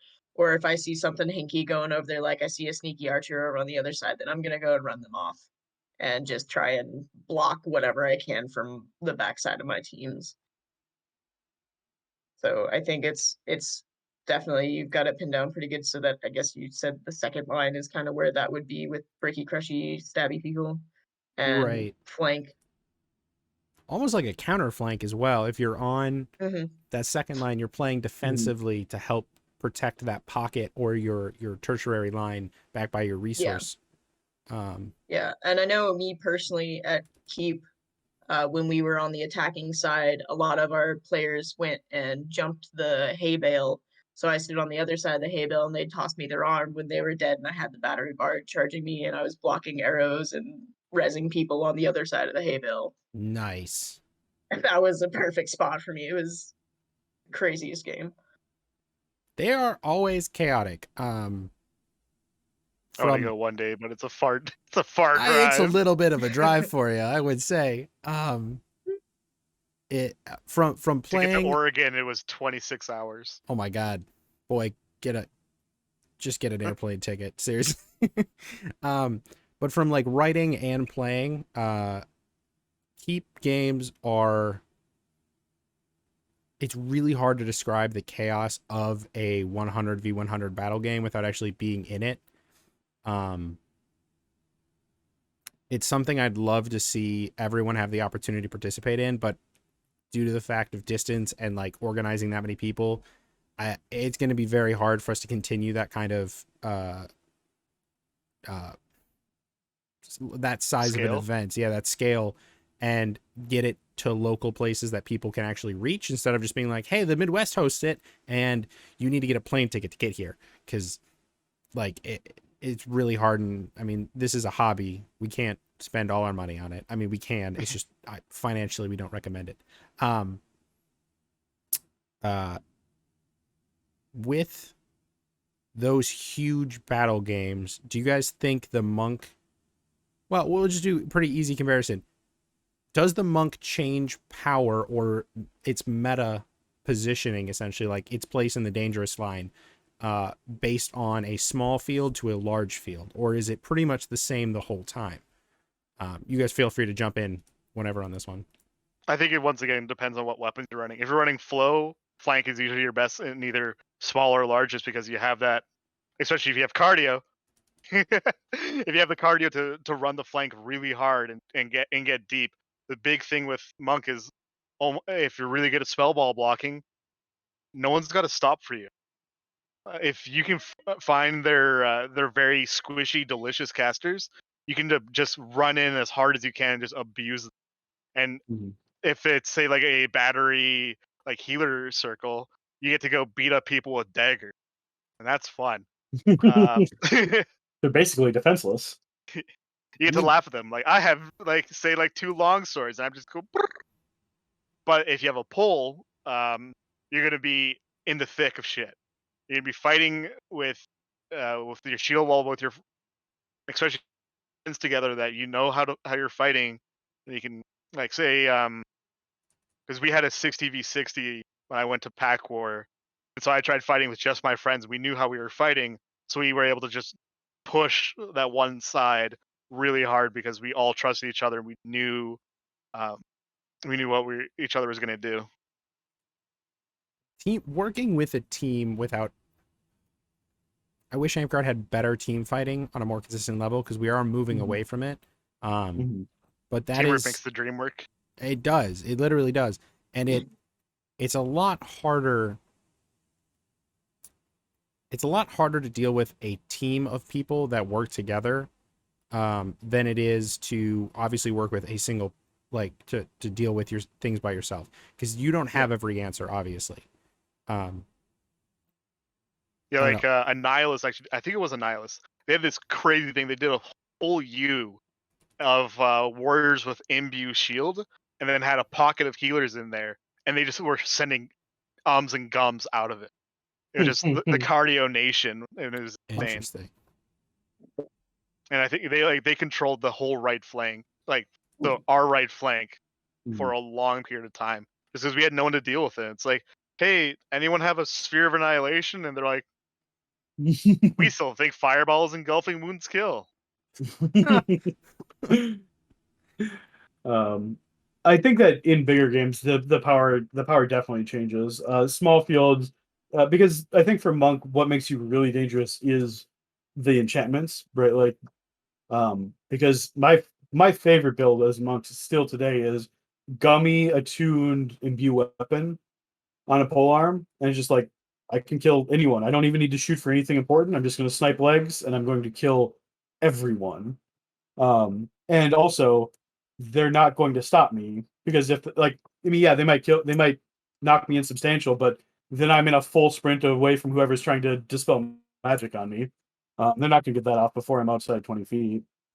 Um, Yeah, unless you have the cardio scout chasing, doing tracking. yeah, That one's scary. yeah. Well, also like tracking is a much shorter thing, but like in my experience, scouts are the most commonly bad at their class.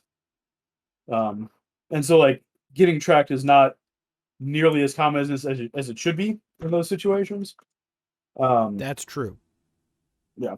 But yeah, so like it's just like I can run around, terrorize their field. Like get hit by something, anything, just boogie because I'm insubstantial. And like still have, because I never died, I still have imbue weapon.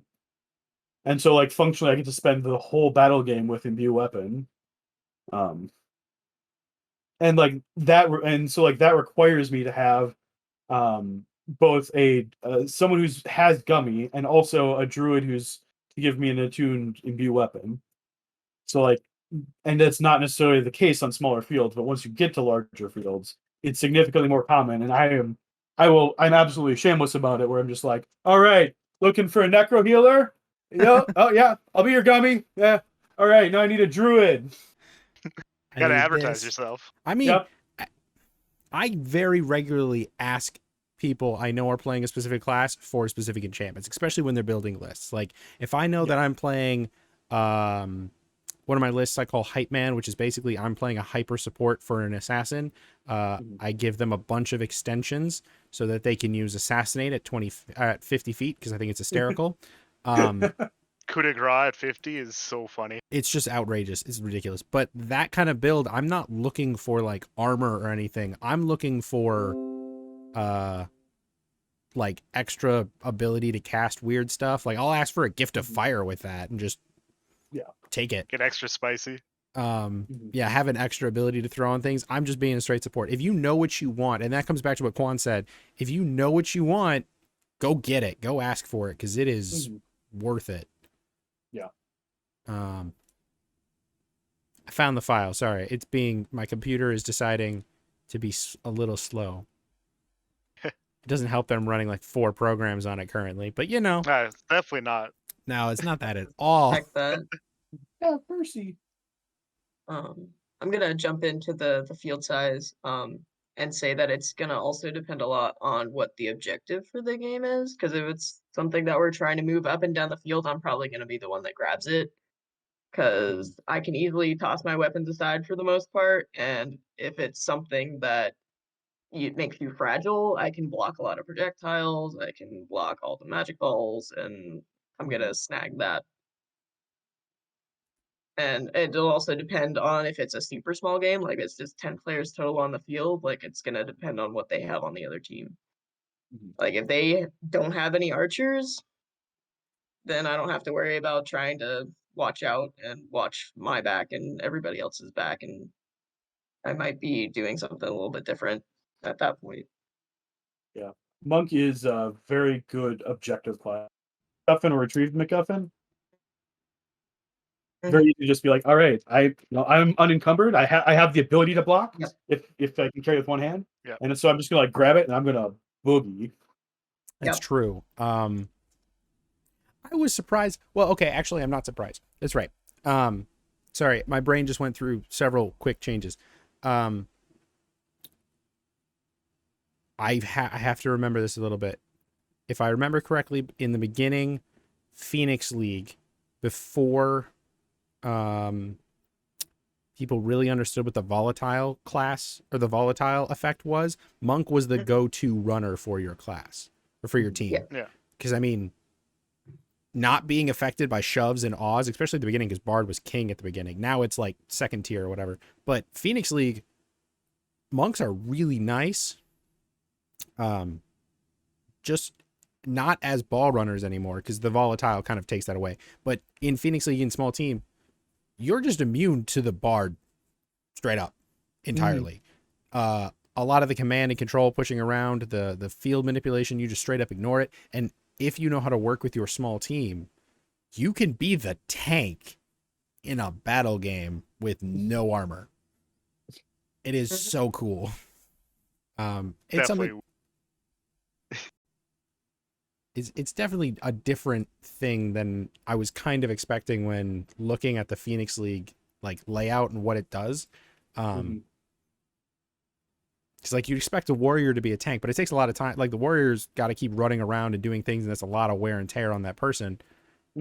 That monk, you guys are going to sprint around the field with no problem because you have no armor on, and if a druid really wants to tap you with some armor, Swift Iron Skin, boom, great.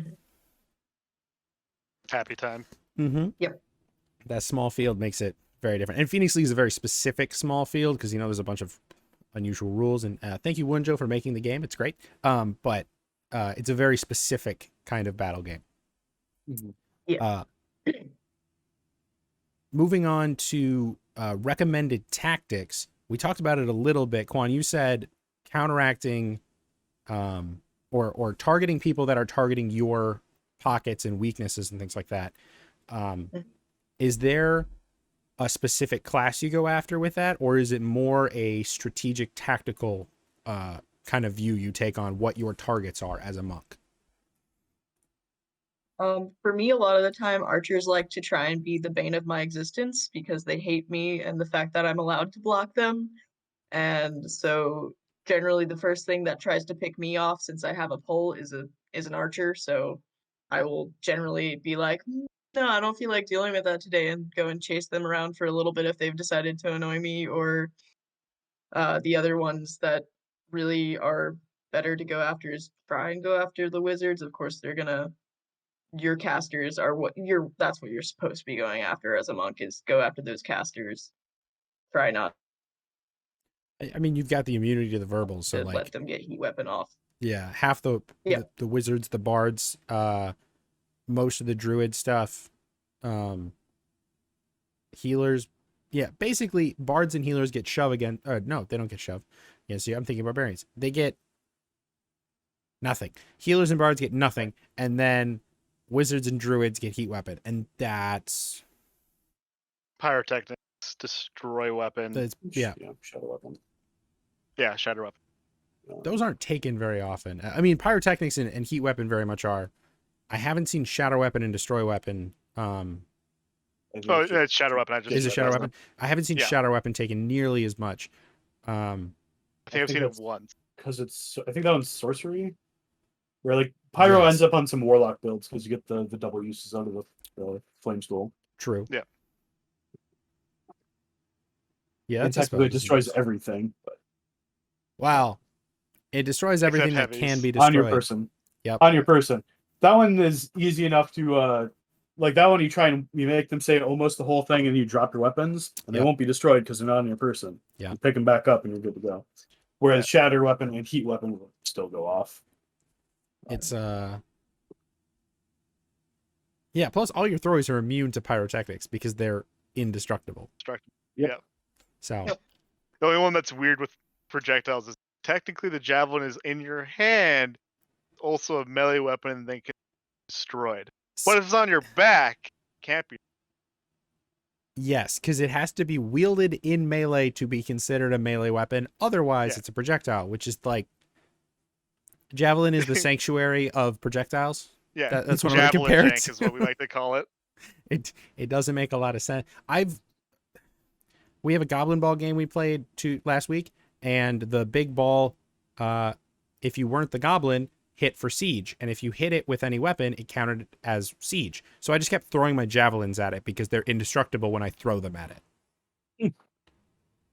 It also did nothing because the goblin bomb didn't explode. Like it was closer to, it was like a weird mix between goblin bomb and murder ball. Yeah, it was weird, but it was still entertaining to just keep throwing javelins at it because you could. So going after the things you literally have the hard counter to is what you were talking about, Quan, because you have missile ball block. I keep combining those. You have missile block and ball block. They're two separate abilities. And then ESOL. So, I mean, that's basically what the Paladin said as well. You see a bard, go hit him, because What are they going to do? I have two spells for Paladins as a bard. I have none besides stick for y'all. And armor. The real anti-muck is that point of armor. I mean, true, but if you've got a polearm with crush break, I don't normally have ancestral. Well, also, but I mean, even just 1 point of armor will do it. Like the crush break isn't relevant so much as just like you're like, all right, I'm going to eat that crush break on my arm. I don't care. I also have a shield. Block it a second time, and you're good to go. Yeah, if you have the courage to rush the pole, you'll pull. Exactly. Which is what you should always do to pole arms. Always be closing. Courage always be pull. Mm-hmm. Oh yeah. Yeah. The either the belt dagger or the dangling dagger or the weird thing that you can do when you have a dagger in your hand and a polearm in the other hand, and then you hold on to the polearm with the dagger hand, and you are wielding the dagger in this hand and wielding the polearm in this hand, works. It's a little Yeah. wonky. It is some jank. Yeah, but it works. And then you have a dagger. We have a knight up here that for open, he almost always plays polearm with a backhand dagger. And whenever you come close, he's like a 6'5" tall man. He's a very big dude. He just down stabs you with the dagger because his shoulder is above yours. So he just stabs you. Mostly it's just weird because you have to realize that he's not going to run away, right? No. Like every other polearm, you rush him and they're going to like backpedal. Like that's how polearm works. Yes. But with him, he's just going to stand in place. He's just going to donk you with the dagger, which means you can just be like, okay, cool. I'm going to step inside the range of the polearm, outside the range of the dagger, and just like throw anything because Yeah. But that is the thing that works because most people are expecting that backpedal. They are expecting you to take those steps backwards and not engage with them in close melee. Something that I've been seeing get more popularity is the dangling sword or dagger, where you've got a lanyard on your sword and you just have it strapped to your wrist. Somebody comes close, you just pop it up, and now you have a stick. Yep. I see that a lot with casters. Mm-hmm. Yeah. That's where I got mine from. And then I was like, I could use this as like a monk or an assassin with a bow or like any class that needs an extra hand. Great. Also, It's they're tough super with- easy to make. it's tough with monk because you basically you only have the one option if you sanctuary because you're probably not going to drop that actually drop that dagger. Yeah. Yeah. You're going to have to go back to your spawn Or to a friendly healer. or to a friendly healer at least, Well, Someone's- not healer, but friendly caster. Someone's got released. or a scout. Yes. Sedge, what are some targets you go after? So on my field, we've got some really, really solid archers. So for me, it's always bow, caster no shield, caster with shield that I can see their flank. On an armored like fighter, usually we go like if I can fight them against their flow easily, I'll go against that. If they got a board, then I have to worry about that. And then last but not least is if they've got a board and a lot of armor, I'm not fucking dealing with that if it's just myself. There's always I'll that have other one people build. deal with that. I've got more important things. Yeah. I mean, every class has to have a weakness of some sort, because otherwise, then it's just broken. Druid. Yeah. So What do you mean I can't do everything? Druid can. You just have to know how to make it do it. And it's Yeah. stupid. It's overpowered. Mhm.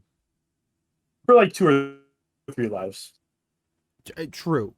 If it's a longer game, it becomes a little different. But I feel like the correct answer to that nonsense druid is just have a wizard actually take Fingers of Death.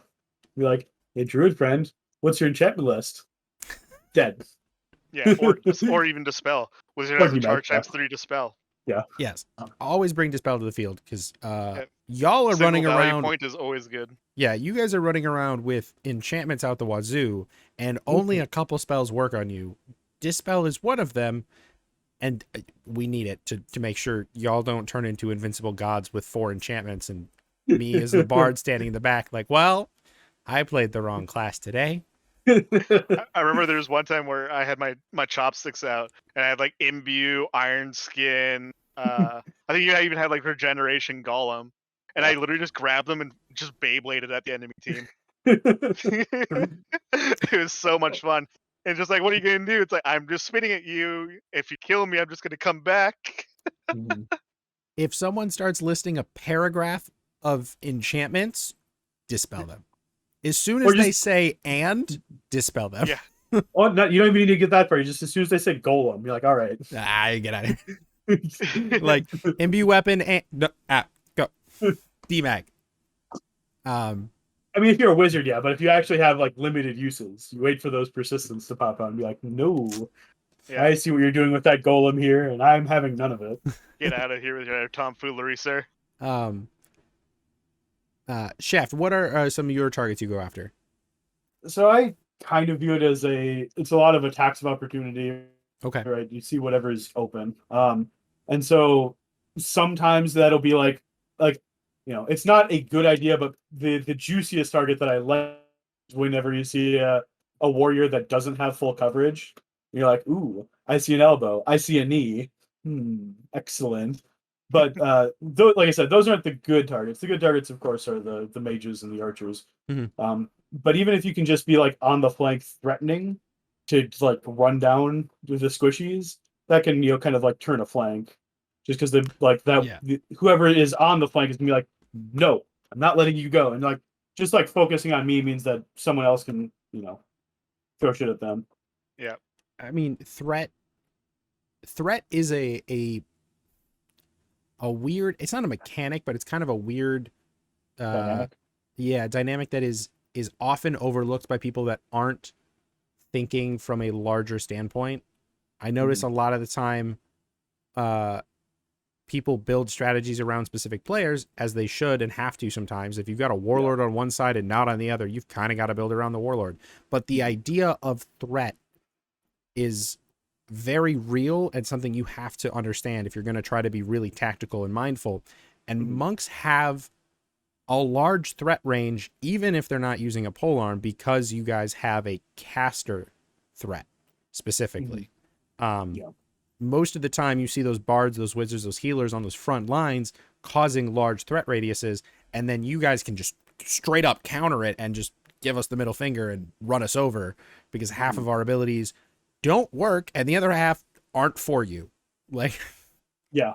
If you hit one caster, like you sail that heavy throwing into their side, and you kill them out, like especially if you kill like their healer, every other caster's like, fuck.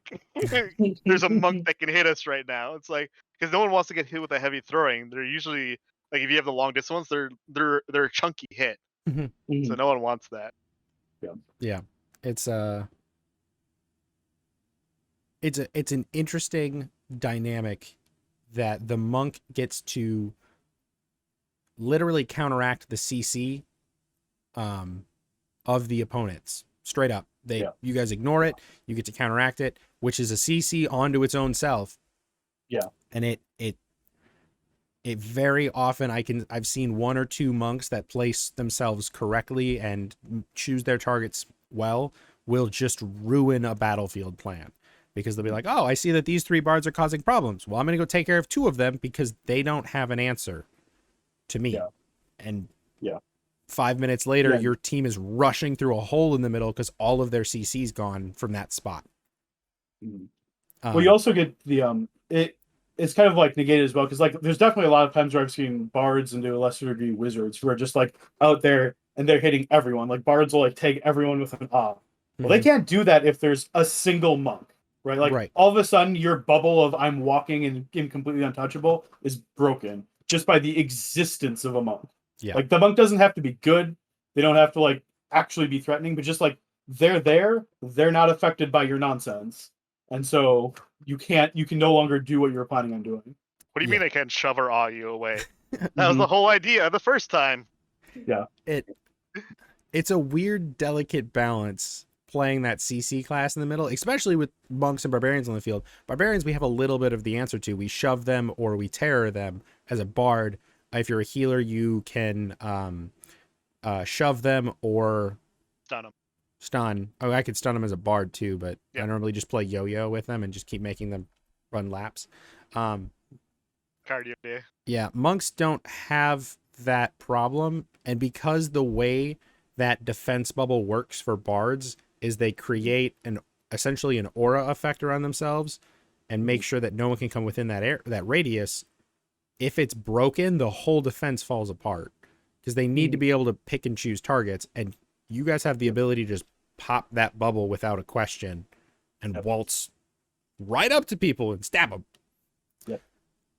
When you can kind of get a similar effect with wizards and like hold person, where if they can kind of like stretch out your line by hold personing, and like especially if they have like someone else to like be threatening. Yeah, they hold one person, they threaten the rest. Now that hold person is isolated there, and you can kind of just stretch out the whole line that way. Yeah, and once again, you can't do that if there's a monk there. Yeah. You guys are a hard counter to a lot, which is it's a good thing you guys don't have more ridiculous abilities. Yeah, we get Sanctuary. We don't get armor. Like, could you imagine if Monk went natural armor instead of heavy throws? Oh my How god. dumb that would. Oh, look at it. Oh, the instant face change. Mm. Yeah. I would be. I'm just thinking of so many weird things. If it's natural, oh my god. You can Just heal it. like at life barkskin. Or Yeah. per-life barkskin. No, Self only, no. it's fine. This is when we now bully Merrick. There's no point in playing most other classes if you start doing that. Like, Druid already makes it useless to play like 3 classes. Don't make Monk the reason to not play others. But like a We natural. only need 2 classes in Amtgard, obviously. Well, if we listen to Flo, we only need 1, but that's a different conversation. Oh, don't bring up Flo. He likes Barbarian, and every class He is does just like Barbarian Barbarian. with a dress on. Oops, all barbarian. That was actually a problem with Western for a while. Is we had like we were getting 40 people and like almost 10 or 12 of them were barbarians. Oh, They just run around sword and board. It's like why? So- okay. So here is a question: because Monk is one of the classes that new players are often handed, does a large concentration of monks start making the battlefield almost harder for monks? Because now you're just basically sticking each other. Well, it just turns into a ditch with no shields at some point. Yeah, pretty much. Yeah. And then whoever is that smart person with warrior with 6 points, you're like, ah, I am fuck a that guy. god. Like, Come I see here, you all Monk have Candy. I see you all have crush break pole arms. It'd be a shame if I had ancestral armor and a hardened shield. It'd be the same if I also had MB weapon on top of that. Tasty morsels. Oh my Yeah. god. Yeah. It's gonna be mainly that all those new ones aren't gonna be using their heals and their reses, and so it's just a ditch with Yep. 3 with maybe 1 person that does know how to use heals and reses. And then it's heavy like, weapons. what's an objective? Also, you got to have the obligatory 1 person who's obnoxiously sanctuarying in to know Oh attack. yeah. Yes. They're like They're trying gonna to have at least sanctuary and 1 like rap battle sanctuary going on. I've had to explain rules, but like I try and keep saying sanctuary, so like I'll explain everything. And, like every like couple words is a sanctuary, and they're like, I don't understand it. I'm like, yeah, I'm not getting out of sanctuary though to explain things to you, sanctuary. Come on, sanctuary, get out of here, sanctuary. I'm gonna leave, sanctuary. See you, sanctuary, and just leave. I like the sass part of that. I'd also like to point out you technically can just not leave Sanctuary while explaining rules because that part has been built into our rules. But I know sass is so much fun. I've had casters like try and cast things at me. I just look at them like run away. If I can be a sassy monk, I am always sassy. It's my favorite thing. It's a lot of fun. Okay, so we've got target acquisition. We've hit this a little bit. How do you guys use your missile and ball block effectively? Because I have played monk like 10 times, and I'm terrible at this. Like, I basically am just selfish and just block it for myself, and then that doesn't help anybody because I'm not a warlord. I'm not a great stick tag. I'm whatever. So how do you guys use missile ball block to be more than just a selfishly defensive person? Let's start with Sedge on this one. I use it selfishly only. But I put myself in a position where I am always at the front. So if you're going to try and get a ball past me, especially if it's balls, because I'll swing at balls. Mhm. But like arrows or anything, if you're going to try and get it past me to hit anyone behind me, I'm going to make it you work. And then a big thing, though, is you also have to start training your hand-eye coordination. So you get to that point where you're not like trying to track the ball to your hand and then go to the next one. You're just block, block, block, block, block, block, block. Mhm. Then eventually you can ascend to catching behind you, which I've done before without looking. Oh, that's a fun story. The face on that poor that elemental barrage wizard was just absolute perfection. But the biggest thing is because in our rule books you can't like swing to a weapon, you have to passively block. Mhm. Your block distance is your wingspan, Yes. pretty much.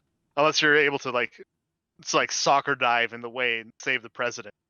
The bigger your bubble that you can protect in front of you, the better you're going to be. So Mhm. just working on your hand-eye coordination to a point where it's instead of an active skill where you have to look to the projectiles coming into your hands, it's a passive skill or like, oh, I know this is blocking this. Mhm. It's kind of like being a goalie in hockey or soccer. You're actively using your peripherals essentially to track where things are, because 100%. where you're looking may not always be where the ball or puck is. Now with that, because I'm going on a limb here, but geometry, you want to be more in the front to create a wider blocking area. Okay. Yeah, so if you know they're a very like spell ball, projectile, and arrow heavy team, you want to be more in the front, or at least in front of the people that can't protect themselves from it. So if you have like a big flank with no sorting boards, like it's like the flow flank, then you want to be there able to protect them and have Okay. them behind you, and then go and unleash the flow fighters. Unleash the flow fighters. Oh, it's so much fun. Now you have your polearm has a little bit of a wider section on it. I would not say it is close to the paddle rule thing of like, I built a pole with a big fat fan to block projectiles. I think it's just legitimately it's what a wall does supposed to look like. So it's correct. Do you find yourself in the front line doing that a lot more often, kind of what Sedge is saying? Or is it you're picking and choosing how you're defending? Point. Can you hear me? Yes. Yep. At that point, it's going to depend on what I'm seeing on the front line, and if I have decided to go on the front line, or if I decided to run away with a shield and try and flank somebody. But the big things that I'm going to be looking for is, especially if I have chosen a couple of shields to stand near, if I see somebody knocking a red-headed arrow, I'm going to just kind of put my weapon in front of the shield, kind of like a tick-tocking motion here. Just kind of metronome it back and forth and be like, no, these shields get to stay here, please. None of this destruction crap. Yeah, get out of here with that. Nobody wants that. And then, especially if I am like standing secondary line and have that battery bard standing next to me, I'm going to be making sure that I'm keeping them off of the person that's helping me out, like, as much as possible. But even I get distracted. It's hard. Especially when you start getting to larger and larger battle games where you're like, oh, there's 40 people on the front line and there's 30 archers behind them. That's a lot of arrows. Yeah. Now, you've been to Keep and you've played Monk. Did you go to the Keep before last? 2018? Yeah, the first time we were at the new site. I did, but it was right after my knee surgery. Okay. So I was reaving. That's the one Polaris decided to show up with 40 bows. And yeah, I remember that. Yeah, okay. I was just wondering if you got to play Monk in that. Sadly, mess? I didn't. I got to watch it though. The mess that was the forest battle. Oh my god. We were terrible. Who knows how many arrows got lost? Just for reference, this is what happened. Cue Ball likes to break battle games. So he went, hey, Polaris, we're going to pretend we're bringing polearms again this year, except everyone bring bows. So he made a 40-man bow team, and all of us had to have a bow and 10 arrows, and then you were on the team. We were not good. Shaft was on that team. We were less effective than if we had all had a single stick. Like, we volleyed into shield walls for no reason.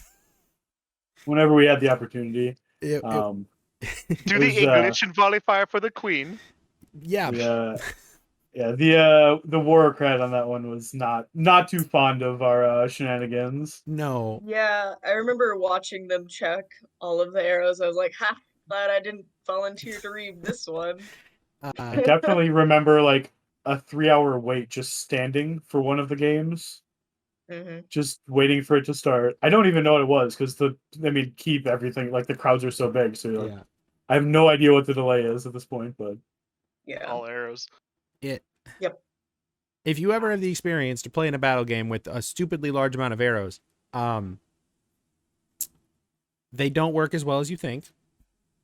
Because monks especially in a big and battle game.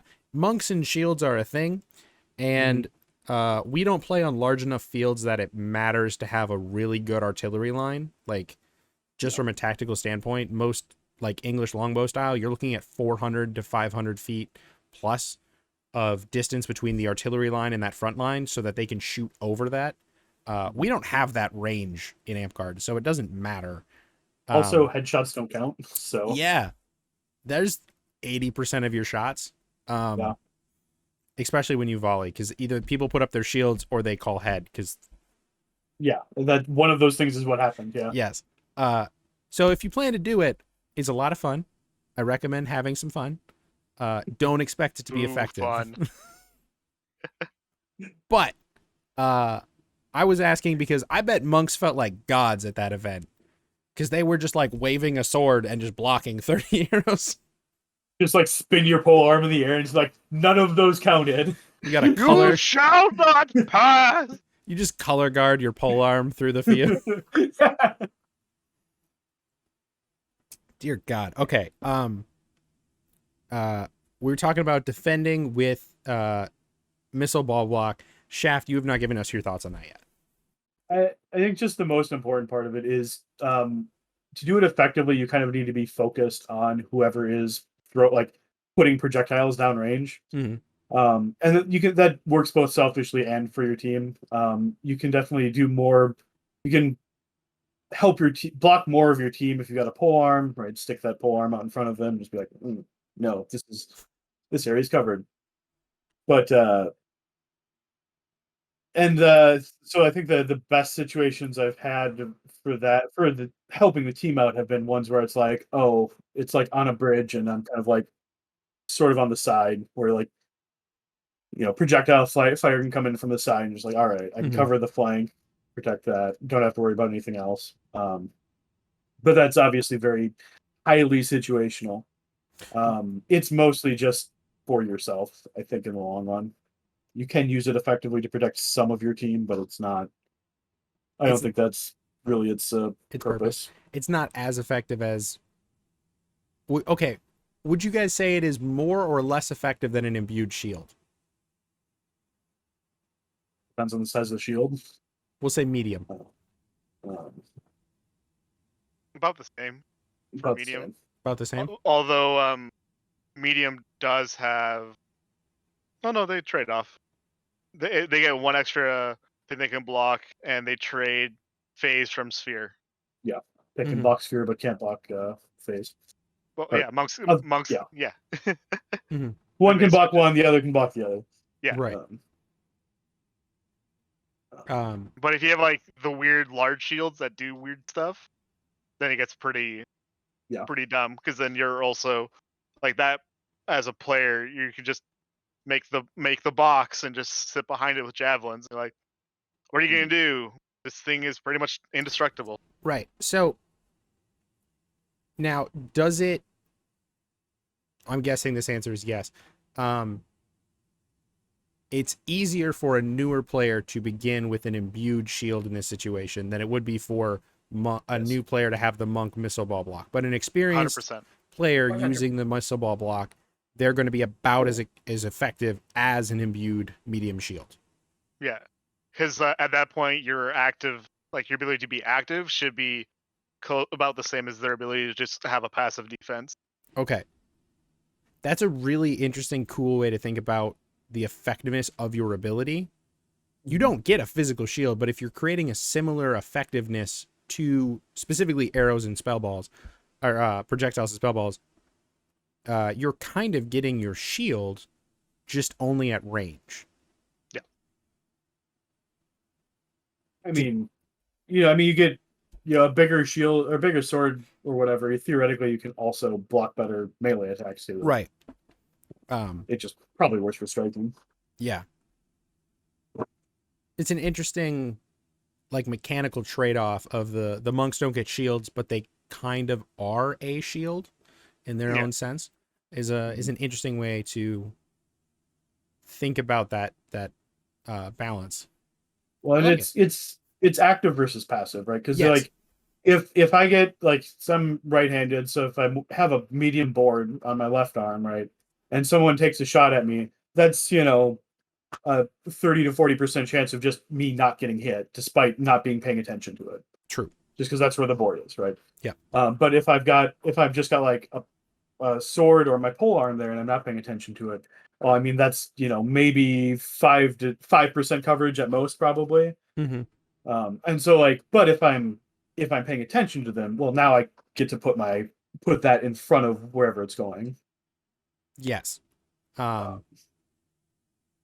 It's almost like a channel ability. If we're talking like League of Legends or like MMORPGs, you kind of have Sure. to channel your shield somewhat. It doesn't Yeah, really. 'cause you got to focus proper. So yeah, I can see that.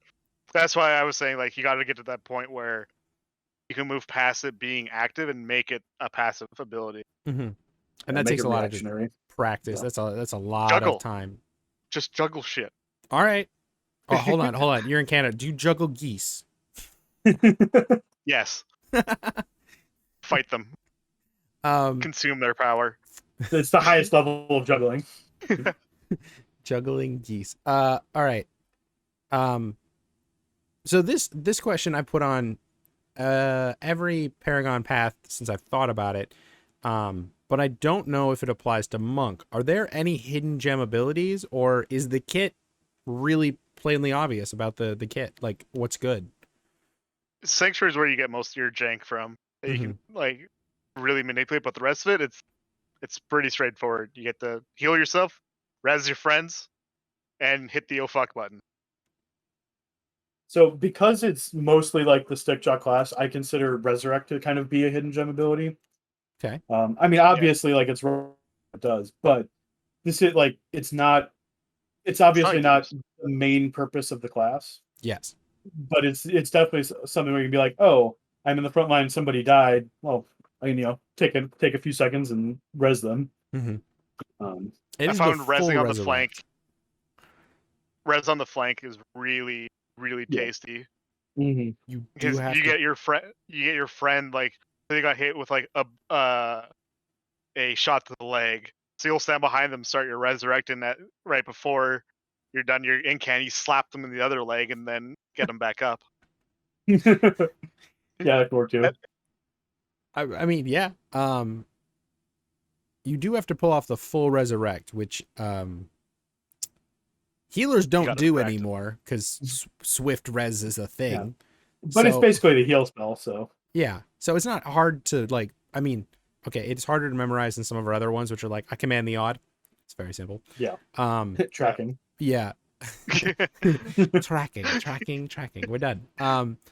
But still people don't know it. It's so long of an incant to say in stress because like I'm gonna guess most people can't get it off faster than 10 seconds. Like I could. Like when I was really going hard. Right. I'm not saying Paragons. I'm saying most players. I'm thinking Paragons can probably get like 8 seconds. I know some of the faster people have like 6, 7 seconds. Yeah, I've seen a 6-second heal. I'm like, what in the fuck are you? Do you rap professionally? Please teach. But like it was our player who's now a Paragon Bard. So I mean, if you're taking, we'll say on average 10 seconds out of your combat time to resurrect, the trade-off better kind of worth it. Right. I think that's the mechanic and the worry. It's kind of the barbarian thing. You only have so many ability uses. This is kind of a time thing. You only have so much time on the battlefield. You want to make sure all of it's useful. But yeah, on the flank it can be very useful, especially if it's someone like if you're rolling with a very aggressive wizard or bard that like is flanking with you, and they get tagged with like wounds kill or whatever. You're just like, all right, I'll just, that guy ran off. I'll res you. Or like, oh, they're threatening me, a sanctuary. They run off to do something else, and now I'll res you and Yeah. pick my They pole lose arm back up. Yeah, Yeah. Quant, your whole run with shields ploy, that would work really well with, because if they get downed or anything, you've got to teach them not to move. That's what we've got to do. We've Yeah. got That's the hardest part. just Like, please don't move. like, I'm dead. I'm gonna start. No, stay. Yeah. Right. It's a good habit to be in. Every time you're dead, take 5 seconds and just look around and see, like, can this person res me? Or, like, just take a second. Mm-hmm. Well, I mean, especially if Paladin and Anti-Paladin get opened up, we've just added another player that has Resurrects on the field and Heal on the field. The ability to resurrect people that have moved is specifically a healer ability. And it sucks to have to literally wait for you to go back to respawn for someone to pull you away from respawn so that they can res you. It's an extra ability that they now have to charge. If you just stay where you're at and just keep calling dead, because you're allowed to say dead. Dead people can't communicate, but they can call dead as much as they want. You can get attention more often. And if you're running with monks, like these people here, they're going to look and be like, I've got 10 seconds. Res. Like, And you don't have to go full volume too, because you're just casting to that person in front of you. You don't have to strain your voice. Mm-hmm. because it's right there. So okay, we had res was a hidden gem. Quan, did you have any hidden gem abilities? Or is it all pretty plain and simple? I mean, I think the best ability that we have is that we can use any melee. That, yeah, I would call that an Apply ability. bonk. Yeah. Like, if you aren't good at swords, grab a pole. If you aren't good at pole, go flow. If you want to snag a flail, have that. Once you're second level, you have heavy thrown. Like, I mean, You want to we've be got weird a and grab great 2 weapon flails? selection. go play Ultimate Chain and get Imbue Weapon and just hate on people. Well, and to expand on what Quan said, the fact that you can build your pole arms to be crush break means that you are one of 4, 6 with the paladin AP classes that like can natively have crush breaking. Yes. Which is probably under realized. Well, so Yeah. it's a factor that's interesting because if we look at the breakdown, most classes don't have ancestral armor. Very straight up. Also, most classes only have 3 or less points of armor, which means Crush Break is super effective against them. But because Druid is so prevalent and powerful, our most common thing on the field is the magic armor that has ancestral armor, Iron Skin, Stone Skin. Those are going to be your big hitters there, where you're going to see those constantly. I think Crush Break gets underappreciated because we assume everyone's taking magic armor, because it is the smart idea 90% of the time.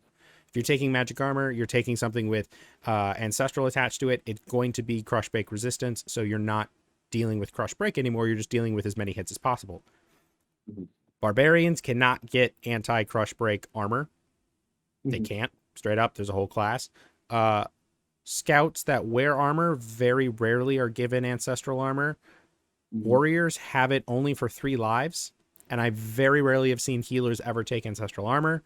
Assassins basically never have ancestral armor. Paladins and anti-paladins, I have seen them get ancestral armor from healers, but because it's not very common, you don't see it very often. So if we actually look at the number of classes that are vulnerable to Crush Break, it's way more, and we should see a lot more Crush Break on the field. Especially And then when you also look at shields too, it's just like Warrior's the only one to natively have their shield hardened. Yes. I know Harden is more often taken than ancestral armor, but it's often like I a don't think I've tertiary. ever seen Harden actually taken. I Outside of asked for it Warriors, yeah. specifically, like, partially to give me like part of the monk ability. I've asked for it as a bard every once in a while, so I just have hardened weapons. I'll dual sword, and now I have hardened weapons. I can block projectiles. I can't block them to kill them like your guys' ability, but I can still prevent the projectile from hitting myself with those weapons. I've also done it when I have a bow, because a hardened bow is hysterical and nobody expects it. Nobody is expecting you to block that shot with a bow and then keep fighting with it. It's good. But yeah, no, ancestral armor is like, I think part of the reason it's so uncommon is because it's 2 points at level 6 for healers. Like, it's so expensive. Yeah. Yep. It's And at that point, just give him promeg. right. Yeah. It's not worth the time. So Crush Break, especially if you can natively get it, like on Quan's poll. I'm gonna have to find that photo and put it up. Send you some.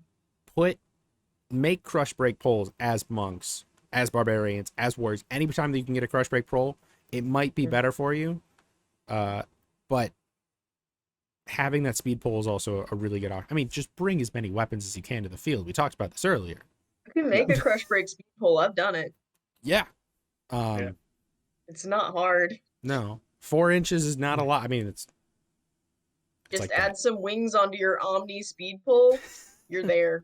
Yeah, you only True. need one single cross section. Yep. The Omniflat design where you're like, yeah, this is 2.5 inch cross section. Let me throw a few layers. You just like strips of camp pad on one side of it. 4 inches. Yep. Go. That's what I made for one of my buddies. I mean, They're fun. And like I think almost all. I think we only have one non-crush break pull up here. I think every other pull is crush break. it's not hard to get to. Like, I purposely have a speed pole that is not Crush Break because I'm lazy and I can just literally put a stick of sword foam on my pole and it's done. But that's for my own sanity instead of actually being effective as a pole user. But making that, I mean, I could probably pretty easily just make an additional sleeve that slides over, torque wraps on, and then done. Crush Break pole. Yeah, but make yourself a fry or something. Yeah. It's not hard to make, and 4 inches is not a lot. Like, No. as soon as you cross that great weapon threshold, you get over that 48 inches. Anything with a 4-inch cross section is Crush Break.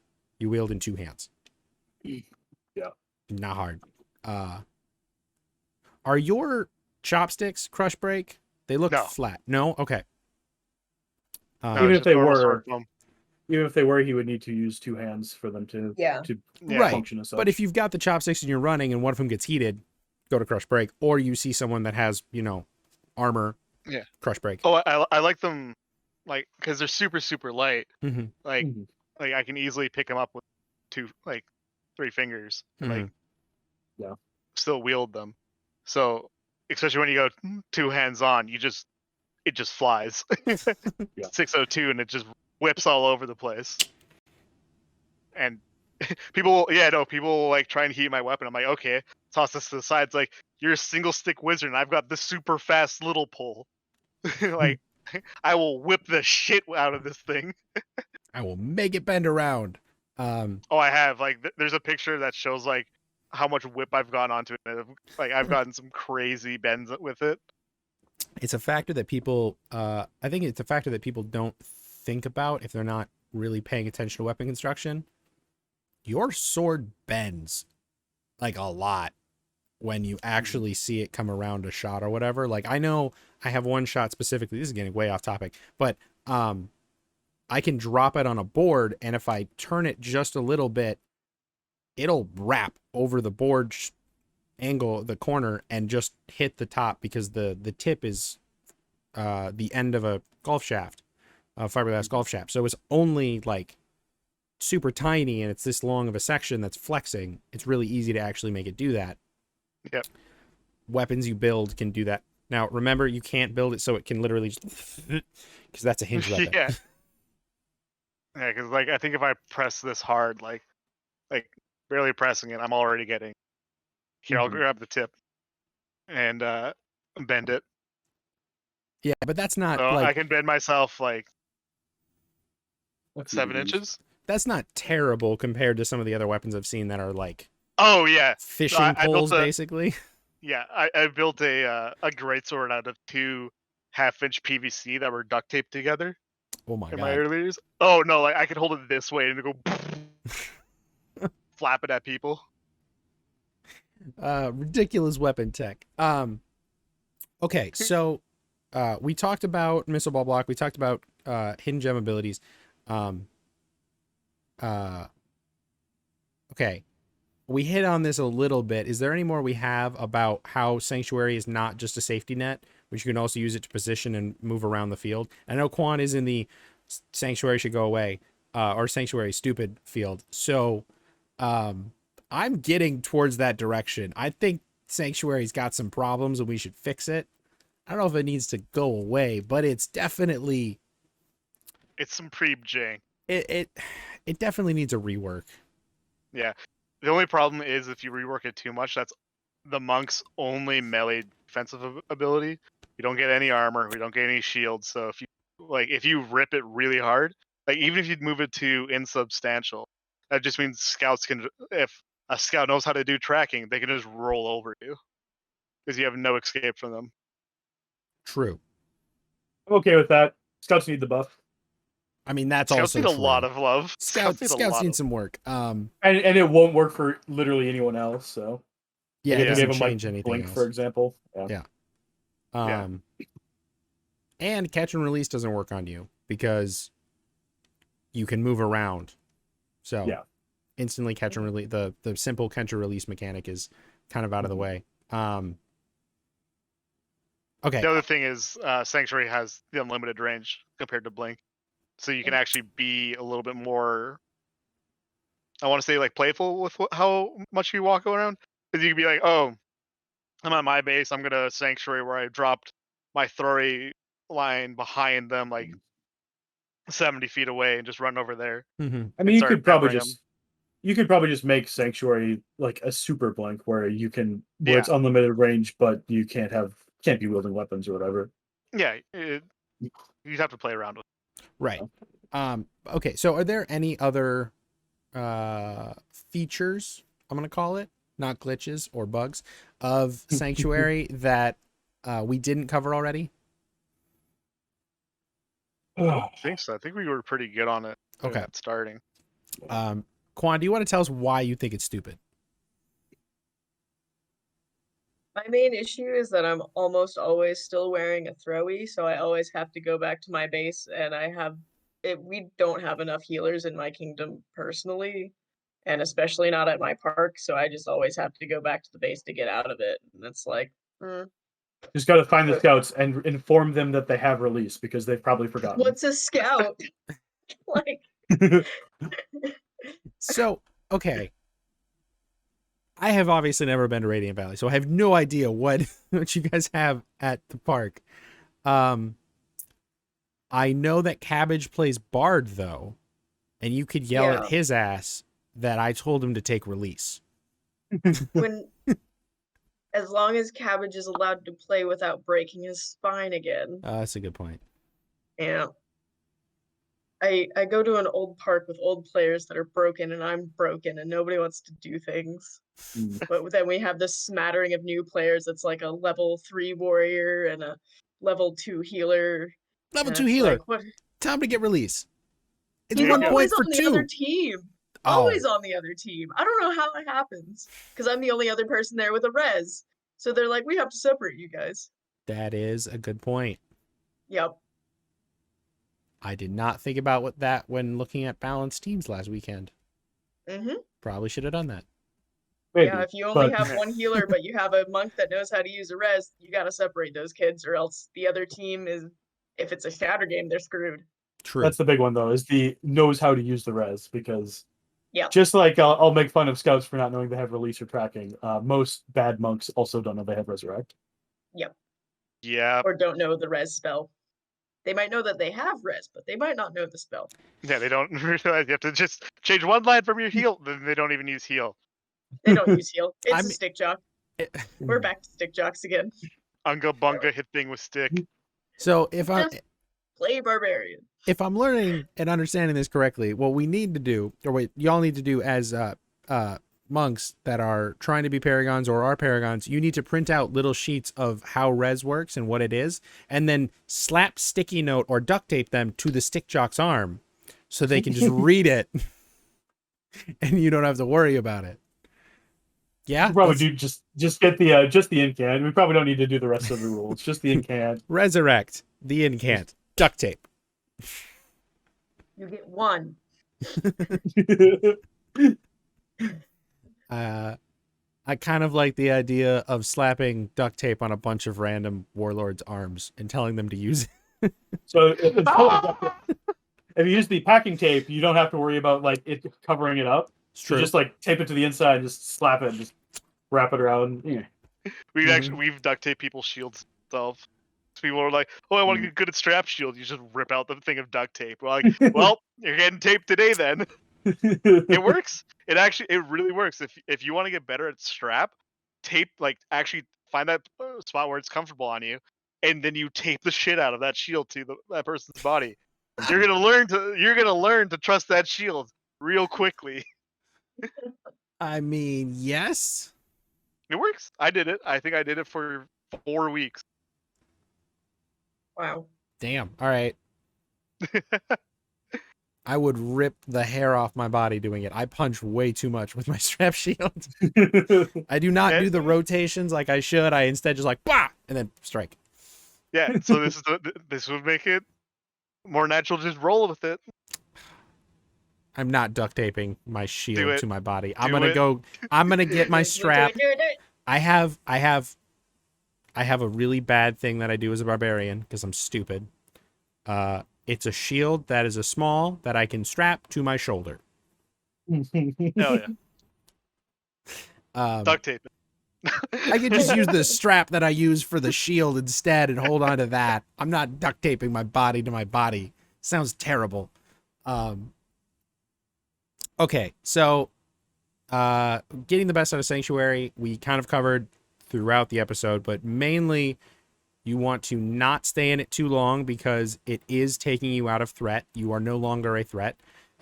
You want to make sure that you know how it functions so that you either don't have the weapons on you or the weapons have been thrown around the field so that you can go pick them up and you can be more effective in that fashion. And knowing your effectiveness with different weapons you've left on the field, I guess, would be the best way to kind of sum up one of the other things we kind of nebulously talked about. Because if you drop, like Shaft, if you drop an arsenal of every weapon possible you can take on the field, going and picking up specific weapons for different battle lines, different times in the field is going to be more effective for you. If you see that the flank is getting crushed, you might want to go grab that pole so you can hold them off. If you see that you need to make a break for it, maybe those 2 short sticks might be better. Something you need to hold a middle ground, maybe those longer, the chopsticks like Sedge's might be the better option. So utilizing what is at hand and not staying in Sanctuary for too long and knowing when you can get in and out of it. Does that cover everything we kind of talked about? Yeah. Cool. Yep. All right. That's a good overview. All right. So skills you guys focus on to get better. I know you talked about juggling to get better at the eye-hand coordination to block spell balls and projectiles. Yeah. Are there any other things either in or out of the game that you want to focus on to get better? So I find since Monk kind of has a more narrow target list because you have to you're looking for the archers and especially the casters out a board if you have your throwaways.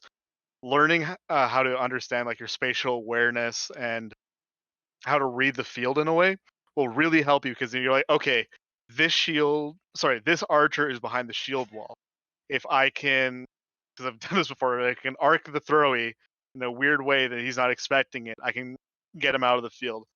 This wizard on the right side, however, is actively pressuring and pressuring the line with let's say the free shatter combo of cheese. Mhm. So maybe I want to deal with him instead. And it's like, oh, there's a like I usually went against our healers who like to stay behind the back line. It's like, okay, I know they're there, so if I get deep into the line, I can then go and get a free extra kill there and kind of play with it and figure out where your routes are. Okay, so spatial awareness and range finding, judgment, something like that. Yeah, it's all like reading the field. Mhm. Once you this will help you in any class. If you understand how to read the field and how to correctly apply yourself to that field, you'll make your class game in general just so much. Yes. I'd say go read Art of War, but it's a really kind of dry book. But the basic idea behind battlefield awareness and tactics and things like that is something to train and focus on. It is not a quick process to learn. It's a lot of practice. One of the things I did was when we were driving with someone else, is they'll like name out a car, and then you have to use your mirrors really quickly to find where it is, say which one it is. Oh, okay. For just picking out, using peripherals and target acquisition. Yeah. So like when you're driving, make sure you're doing this safely. You'd be like, okay, what's around me? Okay, there's there's 11 cars behind me. There's 6 cars in front of me. I'm in the middle lane, and there's 2 cars to my immediate left and right. Okay, check this in another minute. What's changed? Oh, one of the cars behind me has now moved over 2 lanes. One of the cars in front of me has moved over 2 lanes as well. And then wait, check it again. And that's how you can work on it if it's just you. Mm-hmm. But if you're with your friend, you can kind of play. Be like, okay, I see this. Where is it? And then you have to look for it safely, of course. Right. I mean, I like it. Do it on the highway. Don't do it in the city. Statistically, it is harder to multitask and drive in the city than it is to multitask and drive on the highway. I have to drive 40 minutes to park.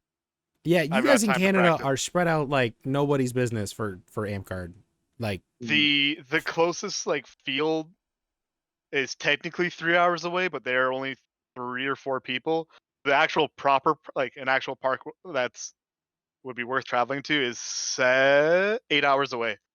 Oh my god. Yeah. And then our because now we're a kingdom, our American Kingdom side events are 12 and a half.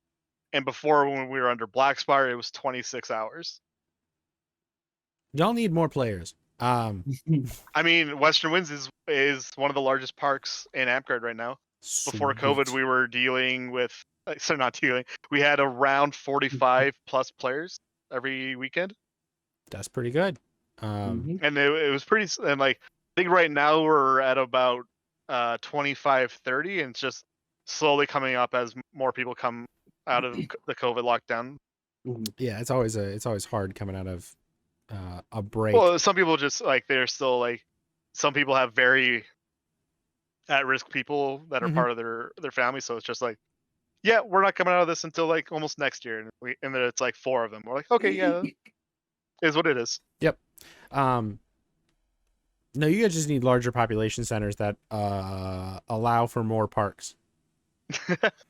So Canada needs a mass marketing campaign so we can get more AmCarders. That's the plan. That's what we're gonna do. Well, yeah, I think Canada just needs more people in general. Hey, come up. We got free healthcare. I fixed my hand for free. Nice. It's very tempting. Very. Not gonna lie. I'm in Minnesota. Yeah, also, I was joking with that Americans.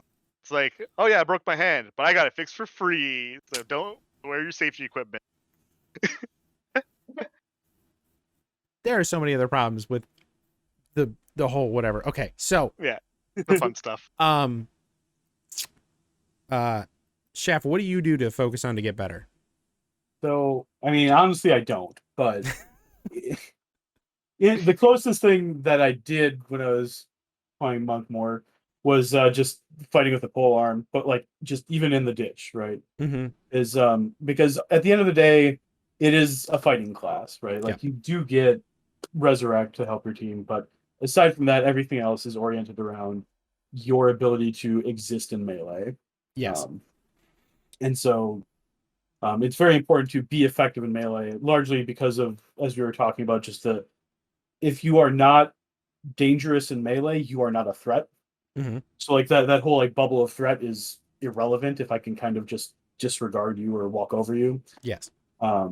So that's probably certainly the most that I did. But as far as what would be useful, what is useful outside of it is just like cardio and like burst speed, like because Quick the sprints. casters, yeah, basically, because the casters that you're going to be casters and bow users you're going to be running down also don't have armor, and they're going to have the head start of however far away from you they are. Mhm. So you have to be faster than them enough to like that distance faster than them to be able to catch and kill them. Yeah, 20 feet Um, is not a far distance. Now, smart Not. casters are obviously going to start casting at you before you're at 20 feet, so that when you enter 20 feet, they're going to pull it off and finish the cast. But 20 feet is 10 steps?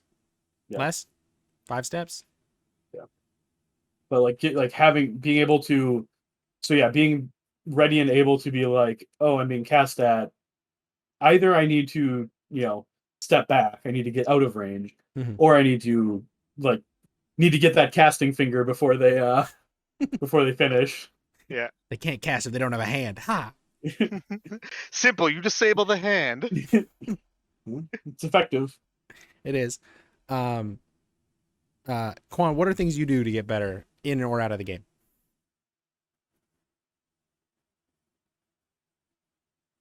Did that not come through? What?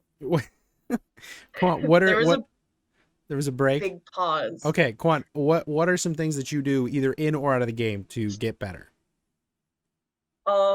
So since I had to take a break for a while from combat, I reaved a lot, and that kind of allowed me to see a lot more strategy from people that are paragons in my kingdom, Mhm. and I got to kind of know a few more tricks of the people that play a lot in my kingdom, and it's like, aha, maybe once I actually get back and can actually cardio some more, this might happen. Mm-hmm. So if you take time every once in a while to reave a battle game, you'll start to see things that you didn't expect to see. And you can Watching. definitely try and figure out, especially if you are pretty common to go to like your kingdom specifically, you're gonna see what those major players are doing, and you might be able to figure out something that could help you. I mean, that's kind of a weird unspoken rule of being a paragon is sometimes you have to show up the other paragons, especially the classes that you are the counter to. Yeah. If you start reaving and watching, you can learn their like synchronicities and their little things that they do. Like my man at arms and best friend Balder straight up just learned how to shut me down without question. Like he watched me for 2 days and he's like, you do the same thing in this game that you do in Magic. I got you. And then just wrecked my day for like 3 weeks straight. And Yeah. everybody's going to have their own little things that they do, and it's very difficult to not have your own little like this is what I do. And if you take that time to watch, you can break it down. You can get so much more use out of your time being like, hey, I know that they always flank right. Warlord, just go sit over there. Okay, we're good. Let's continue.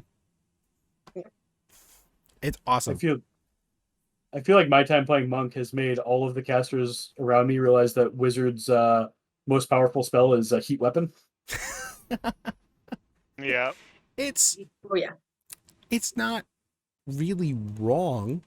I mean, if you look at the trade-off, this is going to be really weird meta. Hold on a second. Okay. Yeah. If you look at the trade-off, it's 30 seconds of taking away their infinite spell called Stick. Yeah. So that's a pretty good trade-off. Mm-hmm. Well, especially since it's like for Wizards, it's what, level 1? Yes. Yeah, It's you level can- 1, but it's not. Is it level 2? It's early, but it's not naturally For rechargeable which one? for Wizards. I don't think it's Pretty sure it's rechargeable, but I think it is per life. It is per life. Druids get it rechargeable because Yeah. each caster has one spell at level 1 that is rechargeable. Okay. I've spent way too much time in the rulebook looking at spellcasters, by the way, if you haven't seen. Yeah. If you want to know something weird, if you look through the spell book, there's like weird, funny symbols on a couple spells. That's an alphabet, and you can translate it. You're welcome.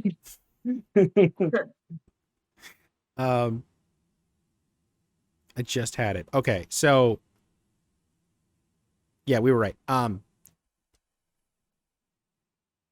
That is a thing that Paragons also do, is they affect the meta around them to be to change.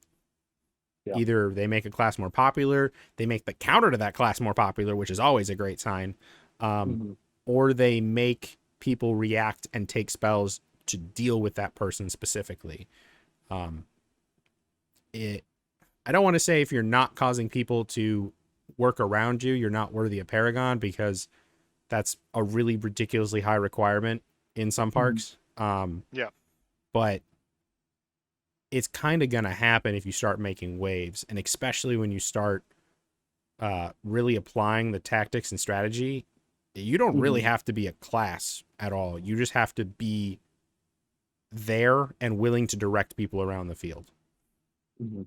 At Western Winds, we have a thing called War Master, where it's two teams that are, you're doing it like dodgeball style, where it's one person, one person, one person, one person, and the two teams have to go against each other, and whoever wins, the leader of that gets the War Master title of the year. So it really tries, like every 6 months, we try and really put in the tactics for the park and get people to play it.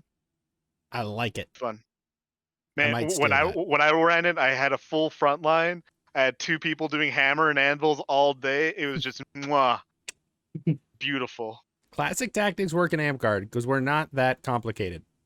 Man, pinwheel, the most used tactic in all of Amcard. Yeah. Yep. Because we just call it the flank and spank. Oh, ridiculous names. Okay. So we've talked about things that we want to focus on to get better. We've hit on this a little bit, but not a ton. Weaknesses to be aware of in the class.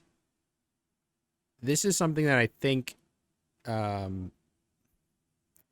it's weird to say I think you should go ask Paragons of the class that are annoying you the most what their weaknesses are, but it's kind of true, because they should definitely know what the weakness is. Kind of straight up. Do you disagree or you agree? No, yeah. If a class is annoying you, you should learn how to make that class not annoy you anymore, and figure out its weakness. And the players I found that know the best weaknesses of the class are the Paragons in that class. They know exactly what they're not good against, and they stay away from it, because otherwise they We look go bad. nowhere close to the warlord warrior, and we're like, yeah, fuck that. Right. But I think that might be your guys' really only weakness is armor. Oh yeah, And shields, armor and shields. Okay. So no passive defense. Yeah. So if you're staying away from armor and shields, you're still looking at the rest of the field as chum, basically. To an extent of something. Yeah. Yeah. Is there any other weaknesses you guys need to be aware of? And you can jump in on this one, because it's more open-ended. Good archers. Yeah. And There's not many of those, but they're deadly when they are. we have 3 of them at my park, smart bastards that they are. And they will wait until any of the monks are engaged in combat before loosing a normal arrow. So as soon as you stab with a pull, that's when they shoot. And they always shoot center in mass. Or just like you look away for a second, right? You assess the field. You're like, I know the archers are there. And you like stare them down, and then you like scan the rest of the field, and you get pegged because you like took your eyes off them for half a second. And with how fast the arrows travel, especially like one of the guys here, he makes I think almost all the arrows. Aeon, and they run secluded armor. Like they run with Dazareth secluded armory out here, and their arrow tech is solid. And he's got a great bow, good fucking shot, bastard. He always gets me. You know, good, and like I think I've heard of a few people who like were ex-baseball players, and they just rip spell balls. So I'm like, that'd be the same problem. There's an ex-softball. She was a college softball player. in Rising Winds, and she's on the world champion Phoenix League team, whatever, and she has like the stupidest, most fast accuracy underhand spell ball I've ever seen in my life. She's shown up to a couple of our events in Polaris, and I've been pegged while sprinting at 40 feet with like no awareness of where the hell she was. Just Yeah. It's dumb. It's so good. So the goal here is obviously to become a professional sports athlete, and then don't Apparently, do yes. that. Come play Amp Guard. That's what we You need. really only need to be on the road to being like. True. You can definitely be a minor league athlete, and come over to Amp Guard. You're good. So get good enough that a movie might get made about you, and then come play Amp Guard. Quan, do you deal with any of your weaknesses regularly on your field? Because you mentioned a couple times it's a very stick jock heavy field, but you guys wear armor on that field very often. We don't have a lot of the stick jocks wearing armor for sure. We have a couple of them that will play casters and then not use casting because they're stick jocks, so they can just go and pummel you instead. I'm a wizard. This is my stick. I'm a healer. I have a medium shield and a short, and I Yeah. might shove you, but other than that, I'm gonna hit you a lot. Thanks. It works. Cool. Kind The of. scariest wizard, muscle wizard. Or Yeah, I think, or a go lot ahead. of the guys that are out there, the triads, they are very big on making sure that you know every weapon. So they'll pick up archery and they are good and terrifying.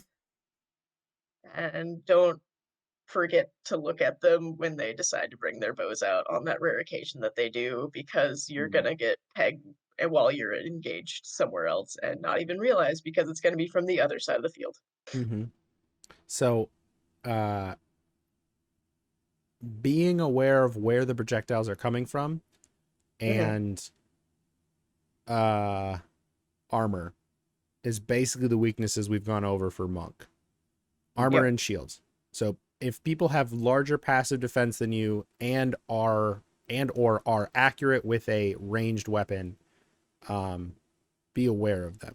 There's not many good answers for it because it is literally a sensory thing. You have to be aware of where the projectiles are, and in order to beat someone in armor, you just have to be X times faster than them, whatever their armor points are, which is Hard. I mean, unless you're a warlord and they're not.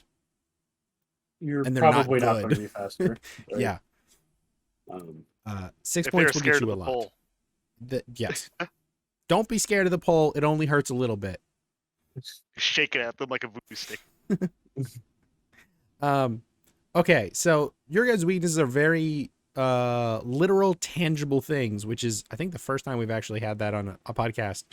Because most of the time it's like this specific spell, this kind of ability, this class, but yours are very much good projectiles, people in armor, passive defense.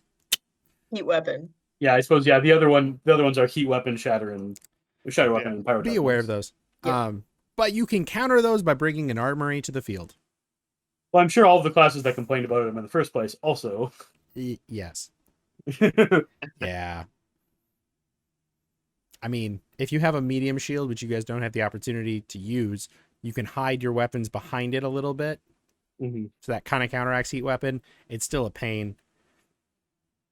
Yeah. Still hard to hide a 6+ foot breaking, crushing pole arm behind anything. Are you sure, Quan? I mean, I know you're only 5'2", but you're sure you can't hide it behind yourself? I have to like stab my own back with it. I'm And like, just you hold it. can't see it. It's not there. What are you talking about? The only thing to always Ball remember running with backwards. one thing to remember with heat weapon though is the actual weapon itself. So you can like reach all the way back and like you can get Yep. out of that 20 feet, Mm. and it's Or- Gucci. Or like pitch it back, 5 or 6 feet. Yeah, It's safely, also of course, but it can't be wielded. It doesn't say it can't be carried, which is a very big difference in if you have your that weapon in your hand in the near future. Because Wielded and carried are two very different things. Learn the difference. Basically, wielded means you can swing with it. Carried means you're not Hold it. swinging with it, I guess. Hold it in your arms. Yeah. Like a baby. Thing where I hold it around my back with my wrist on it and just kind of swing it around, kind of drag it. Yeah. Carried, wielded, difference. Okay, so we've got weaknesses. So here is, in my opinion, the most vital question that we have to ask every Paragon and anybody on the path, and especially with the battle game night discussion now prevalent, because there's a discussion about it of legitimately potentially coming a class or a belt in the future. And it's, I believe, our responsibility as people on the path and at the top of the path to continually make sure that people are having fun playing our game. And no one has fun when they don't get to do things. So how do we get better as Paragon monks, or moving towards Paragon monks, without ruining other people's fun? Quan, can you start this one off? I mean, I kind of find it hard for a monk to really ruin somebody's fun, because we can't just continually target the same person and be like, oh, and now you're cursed, and now you're this, and now you have to stay out of the game for a minute. Like, we just kill you. Like, we can't keep you out of the game for 5 years. But I guess the biggest thing is maybe don't murder strike guys. Noon to 6ing is no fun. Don't break people. Don't. It's not If nice. he dies, he dies. Form class, yeah. Our waiver only covers so much. I don't, nope. If it's the same waiver that I'm remembering, it does include death. Don't test it, though.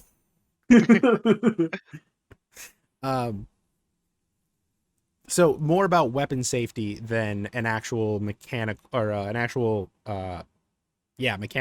aspect of the game. Yeah. Okay. It's more stay safe out there. Like, you can still get good and still be safe and nice, and not decide to be like, oh, you're deciding to head block, wham, and like. Yeah, don't noon to 6 newbies. It makes us look bad. Yep. As a game. Yeah. Yeah, it does. It's not good. Don't go stunting on newbies with a weapon that they don't understand. Yep. And crushing, breaking, you don't have to actually try to crush and break. You can just poke them. Super easy. Yeah. So I guess how to not make it worse for people is just be kind out there, fight with some honor there. I don't know. Yeah. Make nice Fight without weapons. the skis. Make nice weapons. Use courtesy padding. Yeah. Use more courtesy padding than you have to. Yes. I mean, you can also go the route that Sir J. Lee did and go, I'm going to make a strike legal halberd that's all strike legal, including the handles. Yeah. I got cross-checked by that thing, and I was like, that's courtesy padding. He's like, nope. Showed me, and I was like, that's amazing. I did not feel a thing, but that is a glorious weapon that I need. Oh, fuck yeah, there, bud. Canadians come down to start cross-checking people. Oh, it's just like the NHL there, eh? I mean, you can't cross-check at the NHL. Come on, we all know that. Come on. I mean, you can if the refs are looking the other way. Or if you're spicy with it. I mean, or if you're playing the Capitals and you decide to get in a fist fight within the first 3 seconds of the period, of the third period, that is also an option. Yeah, make safe weapons. If you don't know how to make safe weapons, use them safely. Yes. Safe weapons? Yes, safe weapons. Buy them if you can't make them. Yeah. What's the best way to put it? Weapons are meant to be safe for anybody that could potentially use them, which does include a 6 foot tall, 350-pound weightlifter. Take that into effect. Technically. I'll speak a little bit against not hard against courtesy padding, but like too much courtesy padding increases the weight of your weapon, which with polearms will decrease your control and increase the likelihood of you donking someone in the head with a now heavier weapon. Yeah. There's that finite balance. Yeah. And that takes a little bit of time and practice to get used to. I would not recommend your first weapon be a min spec weapon. Make something with a little bit of extra padding on it for your first weapon because it's probably not well constructed. Not gonna lie. I think I still have my. Like I do not have my first weapons anymore because I disassembled them Oh, like here 10 we minutes go. after. Oh my god. The classic PVC with monster noodle. Goodness. That looks better than mine first. Mine were dapped blue foam in a dag shape. It was bad. Yeah, we don't get blue foam up. Oh, Oh, interesting. So up in Canada, the only things you get to work with are pool noodles, and pool noodles. That is Unless you can, I mean, unless like you can pipe find insulation or yeah. But even still, the pipe installation's a lot harder to find. You have to go to specialty like plumbing stores to find it. really? interesting. That's surprising. And now we actually order up foam from I can't remember who, but we do like bulk orders of. Also have it. Is it the Aether tube or the No. This black. Oh, King? the Frost King. frosting. I don't think it's Frost King. It comes from one of the like wacky bad suppliers. Mhm. Can't remember what one they are. There's a couple of them around. Use safe materials, make safe weapons. And use your weapons safely, I think is what I would Yeah. you know, the biggest thing I think the biggest way that you can ruin a day as a monk is by using a pole arm unsafely. Donking someone in the head, they're going to be very unhappy. This is a counter. No, it's a still okay. Whatever. If you jump while attacking a pole arm, they will choose where you land. This is true. Into Don't. the dingles. Don't jump when attacking a pole arm. Mhm. I personally, because my pole arm is a light speed pole, I normally go for like 2 shoulder shots and then for a hip or leg shot. If you jump during that time, I will either knock you backwards or knock your feet out before you land. Yeah. That's not a good time to don't fall. Yeah. Don't jump at pole arms. But Maybe don't jump an app card. As a rule, yeah, probably a good idea. as a rule, just- don't jump in combat. It's not a good tactic. It doesn't No. work well. You're It's probably gonna end up on your butt. Sometimes, smoking someone with the highest of crosses works. Oh yeah, but you got to skyhook them into skyhook. oblivion. Oh. Jump Isn't it- skyhook and just hit them with the power of Thor. Oh my god. Yeah. Okay. Play safe, please. Yeah. Sedge, what are some ways you try to get better but not ruin people's fun? So I actually had this come up when I was getting back into Monk. A couple of our moms who aren't the best at stick fighting, like they're not awful, but I'm a lot better at them.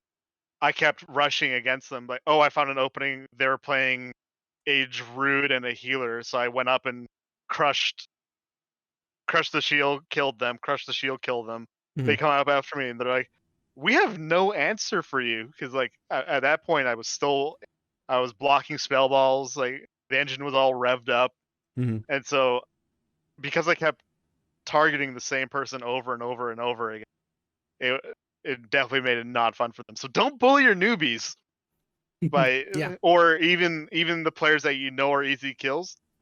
Don't always take them, although that's kind of contradictory when you want to win the game. But you can also have other people. It's a team game, so if you Mhm. can break the line, have someone else go. Yeah. Every here and there. It's park is practice. It's for everyone's fun. Go stunt at an event. Do all the spin shots at events. Not with the pole arm though. Don't do spin No. shots with the pole arm. Listen, I have a great spin shot with the pole arm. Yeah, we do. No. Me and Shaft over here with maximum yeehaw.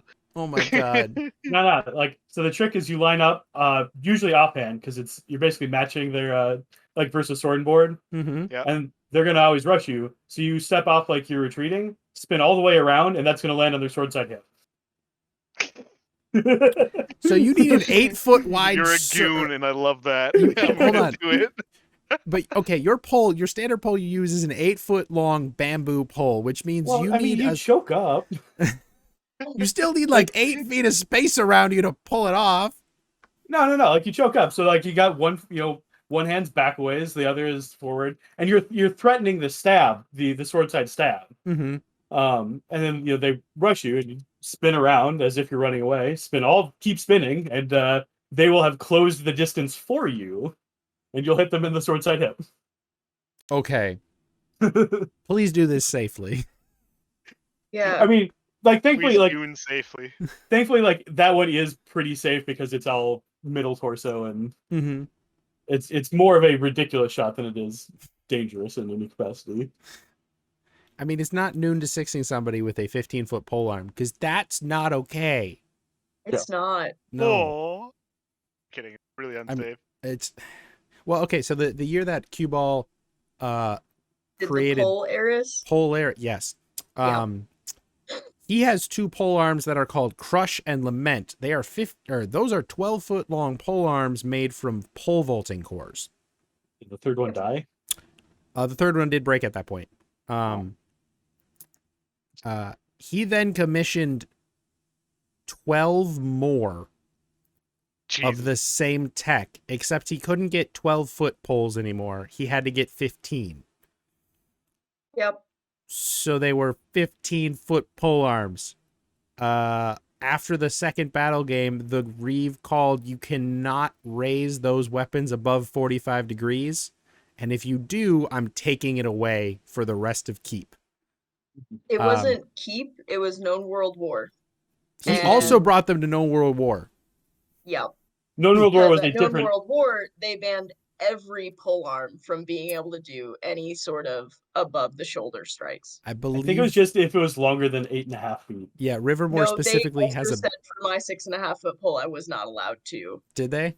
Okay. Yeah. Well, I think they had set the rule at 8. Like I think it was 9 feet Well, because I remember they someone tried to call someone else on it. yes. Like Rivermore still has Raven, a I rule think. stating Rivermore, or I think it's Rivermore that still has it. Rivermore still has a rule that at no event are you allowed to have a pole over 10 feet.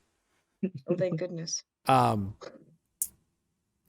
Polaris doesn't have that rule, so we still have 15-foot pole arms floating around every once in a while. But nobody wants to use them because they are heavy. They're not good. No. They were effective at Keep. They were effective at Keep not because of like what they did, but just because like you have 15 of these poles just like in people's way. Yep. Like they were a lot less dangerous and a lot more anti-fun Yes. than anything else. Also, people forgot that it was a militia battle and the 15-foot pole arms were all on one side because they were belonging to one team. And Mhm. people forgot that you can just hand block a pole and just pin it to the ground. Yeah. I'm not a physics major of any kind, but it's really easy to hold a pole down when you're 15 feet away and someone's trying to lever the thing up. You just have to put like 4 pounds of force down, and now they have to lift like 30 essentially on the other end of the stick. Yep. The problem is the other like 2 or 3 that are going to like clobber you while you're trying Yes. to do that. Yes. So make safe Teamwork poles. makes the dream work. Well, yeah, which is why you get more people to hold down other poles and then all pin the poles to the ground and stab people. Run the poles. Okay, so play safe. Don't target new players. Shaft, what are your... Did I already ask that? I No. mean, I chimed in a little bit. Just the like I said, I don't think I think that Monk is not oppressive unless you're working with a team. Mhm. Right? Like, yeah, a 2-sword monk with a golem kit can be very oppressive, but just a monk. I mean, you're probably not going to be ruining anyone's fun unless you're out there being unsafe with your weapons. So, Right. So I think that it's mostly just that. be safe with your weapons. Don't pick on new players. Don't pick on the same players. Mhm. And everyone should have a good time. Yeah. Good time all around. Awesome. Okay, so we've hit this a little bit. Monk is one of the classes that is often handed to new players. I have some paragons and rules reps that believe that is wrong, mainly because it stops players from learning about magic. 100%. What are your guys' take on that? The whole fact that Monk is handed to new players so often. Is it more of a crutch, or is it potentially a route into doing training a well-rounded amp carder, I guess? I feel it's more a crutch because if you give the new player the monk sash, you don't have to teach them that, and they can just go have their fun. Mhm. If you give them like where I said it earlier, barbarian, assassin, or scout, they still get to learn stuff. Barbarian will still get IC blasted. Mhm. Scout's gonna get bullied because they're bad, and assassin's gonna get tracked or taken out. Yep. Mhm. So those three classes offer them the ability to still use, and like besides barbarian, assassin, shadow step is used by other classes, poison is used by other classes, heals used by other classes, release is used by other classes. Mhm. So you have skills that'll go over to other classes that you want to play, especially with scout. Scout's actually a really good class, but the biggest problem with scout, people don't use the kit. Well, its Yeah. kit is very limited. We had this discussion on the Paragon Scout one. Oh no, I'm saying physical kit. Oh, Like, yeah, yeah. They don't use heavy throws. They don't use two swords. They use like a single sword and like the EVA special shield that's kind of glued together and duct Mhm. taped way too heavy. Mhm. So, yes, any melee class you have, you need to use the full kit and try to utilize the full kit. The Yeah. thing we saw with Scout was that I love its list. Like if you just told me like, hey, you get heal, shadow step, tracking, release, and God bless. adaptive blessing. I like that list. The problem is you don't have very many of them. Yeah. Yeah. You have to be smart about it. Yes, that's where I think its ultimate weakness comes in, is that it lacks a number of abilities. But for a new player, it's not bad because it teaches them a lot of the core spells and abilities that the other classes are going to rely on, and what to use them for. And hold person, another one. And whole person. Yep. Monk teaches you heal and resurrect the long way, but it also teaches you to ignore magic, which I think is more detrimental than it is potentially helpful for new players. Not first day newbies. First day newbies I like Monk for, but like second, third, fourth, I personally think we should hand them something else. Quan, do you guys see, you just talked about you have some new players at your park. Did you guys hand them the monk, assassin, barbarian thing? So for a lot of our newer players, they came out what they wanted to play because they had come from a more like they understood tabletop-y style things and that kind of thing. So they came out kind of knowing what kind of classes they want to play. Like we had somebody that was coming from a more heavy hitting LARP that I can't remember right now, and she knew she was going to play warrior. A guy coming out that used to play that still plays D&D a lot, knew he was going to play healer. Mhm. Somebody that was coming out and knew that she was going to be an assassin. We try to kind of inform people, but not over inform people so they don't get like, oh God, what is this? What have I done? But for the most part, we haven't been trying to force any classes on anybody. Mhm. But I see a lot that we will mainly be like, here, just try this out if it's your first day, so that we can get you on the field and at least get you to swing a stick. Right. Which I see that as being really helpful. But at the same time, we generally try to be like, here's the link to the rule book. Go check out the classes, read up on them, and next week try out something that you actually want.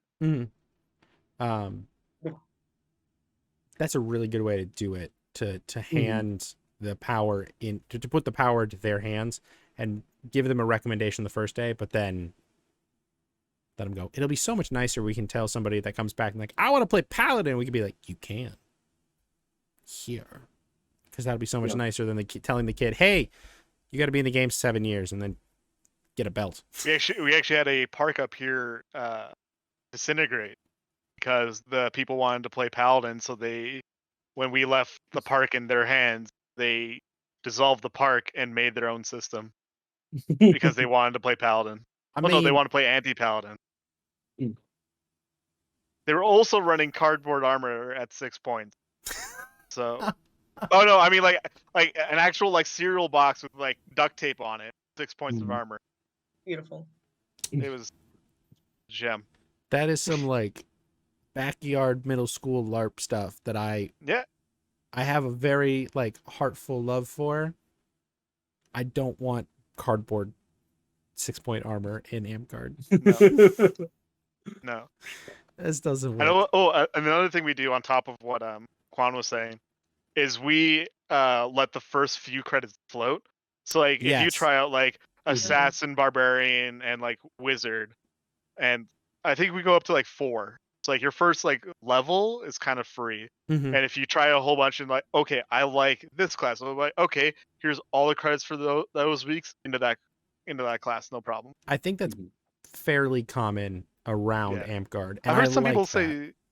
say that's not. I'm like, why are you liking your new players? Come on now. I mean, we need our new players, because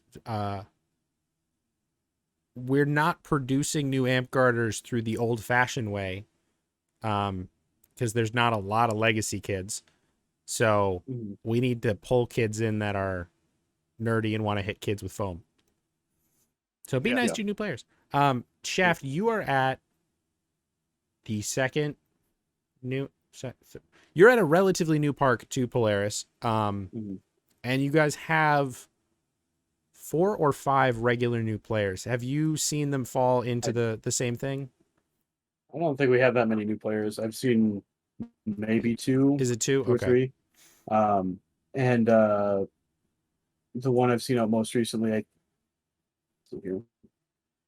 think he was playing handed by Barbarian, which I mean it's fine. I think Barbarian is one of the other good ones. Mhm. I actually think that Monk is a good beginner class because it silos away the spellcasting. Mhm. Because functionally Amtgard has two systems, right? It's got the foam fighting and it's got the spell casting. Yes. And if you can introduce them to the foam fighting and just sort of like you're basically just like dipping your toe in the water by playing monk with the spell casting because you know like there's a few things that affect you in like enchants and so like you get sort of like a very narrow introduction to the spellcasting class. Mm. I think that's a reasonable way to do it. Although I think that Sedge made a good argument for Scout because you get kind of a little bit of everything, a little Yes. bit of all the casting. And then it's just you're affected by everything. Mhm. You're getting. Um, It depends kind of on your park. I almost want to say because like Mhm. ET, if you play a class that doesn't have some kind of immunity, we have a lot of Paragon casters and some really aggressive casters in general. Yeah. You will get full blown hit in the face with a lot of spells, and you're going to be confused. But my first park, Ice Haven, we had like 3 casters. Yeah. And most of them were support. So. Yeah. Yeah. Then I mean, I think in that situation, you can kind of start with anything, Mhm. and these two have both like suggested good ways of introducing newbies, like the floating credits is a good idea. Mhm. And just not pushing any one class or any subset of classes also reasonable if your park doesn't have too many casters. Yeah. I mean, we've kind of got you've got to customize and specialize how you integrate newbies into your game based on what your park has. Mhm. Yeah. Which is a hard answer to give people because it's kind of like, hey, figure it out. Hope it works. Yeah. All right. So we've got opinions on that. Nez is in the chat with us. I should be able to unmute you. Apparently I can't. Hold on. Nez, if you have any questions, you feel free to ask them as soon as I can figure out how to unmute you. Ha! I got it. Okay. Nez, if you have any questions, feel free to ask. Otherwise, we'll move to constructive spicy takes. And I say constructive because my first episode had spicy takes and not all of them were constructive. So we open that up. Nez, do you have any questions for the monks here? Nope. Nez left. All right. Oh, Nez is back. Nez is back. Can you speak, Nez? Can I speak? Yes, you can. There you go. Do you have any questions? Honestly, my only questions would be if Thej wants to share the tech secrets For throwies? for throws. Hell yeah. So, if I would rip this apart, I would. So, this one show here. Let me just see if that shows it. I can take the tape off. Boomerangs are one of the things I've been trying to perfect because So, I know you can get the distance with them. yeah. So, do you have a? Let me just quickly doodle on this. So I remember roughly where all the silicone channels are.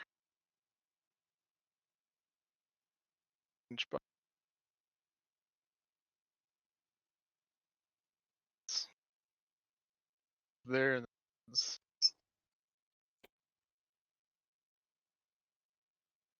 Fatter. Done. The one thing I found with the boomerangs, how I built them this first generation of them, I built them a little bit too heavy. So when it gets cold up here, like -40, they hit hard as shit. So you have to be very careful. So I'll see how well this shows up. So these are 3 layers. I don't know how well it'll pick it up. Kind of see the 2 layers here and then one in the center. Mhm. So this is all Eva foam, which is why it hits hard. You can, because you guys have blue mat, you could do it with blue mat and be way nicer. If I was doing blue mat, I would do the center layer of Eva, and then blue mat on these opposing sides. And if you had to, it's just a little bit too mean. You can run there you can see it. You could run an extra strip all around Mhm. to cushion the blow. So the parts I've drawn in here are silicone channels. They're they're about my keys thick, just the top part of my key all the way down. And they have a little box here, a box in the middle, and a box here. And it's all filled with non-hardening silicone from Mhm. DAP. Sponsor me, please. um, they're then constructed with you do your cuts on the middle layer first, put on your one face, put in your silicone. If you're doing a cloth tape, you don't have to wait 24 hours, but if you want to make them really pretty and like do a fabric cover, you want to wait 24 hours, 48 hours for the silicone to off gas, because it's constantly going to be putting out a little bit of gas. Once that's done, you either tape them up. I always try and do weird dazzle patterns with mine, so when they're flying, they fuck with people's eyes, and I find it hilarious. And of course, you put on the other face, and then that's the gist of it for that tech. Okay, what are your dimensions on those? Because the way I make my boomerangs, they're min Had it spec, so taped. they're only 9 inches from point to point. Oh, mine is 17 and a half this way. Okay, so these are like almost max then. Yeah. Mhm. The bigger the boomerang, like the bigger the projectile, the heavier it'll be. Depending on how you build it, the more stable it'll be when you're flying. Mhm. Like I have, it's all the way over there. I'm not gonna. I have smaller projectiles that like they fly, they don't fly far. So you Mhm. got to find that nice balance. Like my chakrams are 10-inch diameters and they fly really well, but they also have a bit more silicone. My main throwies for my monk build are 11-inch kunais. Nice. What I found for like that style, have any underneath? Oh, I do have a microphone. So my normal one was microphones. So these are 2-inch balls up top, cut and then filled with like a little like a little pocket of silicone, re-glued together, and had a channel pretty much cut for the pool noodle to fit in. Pool noodle, I forgot to cover this one all the way. And these actually bounce. You see it? No, you won't be able to see it well. They bounce super, super well. You hit these at people's feet and they'll bounce up into their chest all day. I found that works really well for like that style. So People always forget about the bounce. yeah. The I check usually bounce bounce. categorize my throwies into 3 categories. I have my bounce throwies. They bounce well. My kill throwies, I have at least 50 foot of range with them. And I'm accurate pretty like to like a man-sized target at 50 feet. Then I have my bombard throwies, which are my boomerangs, where I just fucking huck them. And because we're like 20 on 20, as long as I know roughly where that area is, I'll just sail them into the opponent's back line. And then you can pick them up with Sanctuary. Exactly. Nez, do you have any other questions? No, I think the rest of this episode pretty much answered them. Awesome. Yeah. Doing the job. Do we have any constructive spicy takes from our guests? What do you mean by that? For example, Balder used park paragons shouldn't be a thing. You should be able to be a paragon outside of just your park. Kind of emphasizing on like the kingdom level, because there are still some kingdoms that recognize park only paragons. Never heard of that. Yeah, I've heard it a few times, and I've seen some of them given out, and like having talked to those people beforehand, it's like, you got Paragon. They are usually of a lower quality. Yes. That was kind of one of the like, spicy takes. Yeah, I saw those a few times. I'm like, wait, how did this person get Paragon? What? Mm-hmm. How much drugs did they give? I But mean, like, they were very, very poor poor player when it came to their class. Mhm. And like, I was just like, how? Mhm. How did you manage this? it's so I think the standard of Paragonhood, because it is kind of loosely written in the rules, we have a very large variation in what a paragon is, and because Archaporas are allowed to manipulate if paragon is a kingdom or a high level park award, it creates a weird disparity where you can definitely tell kingdom paragons against park paragons. And I know a lot of kingdoms have done away with the park paragons because they want paragon to be a masterhood level thing that they're handing out, not just to like, hey, you're real good at the class at this shire. Good job. One problem we have up here, just because of the huge distance, is we have Canadian and American paragons, and they both play differently. And it's fun for me being the speaker because I have to try and get information on all of them. So I have to cover Western Canada and parts of Northwest. Stupid. It's a lot of work. Oh yeah, I was gonna, because I remember you guys were saying you had questions about speakership. I could show some of the stuff I've worked on. Because so, Quan, I know your kingdom has a circle of paragons that actually votes like the circle of knights. Yes. And from what Teflon has told me, they're not very good at voting in new people. I don't know if I should have my spicy take on this.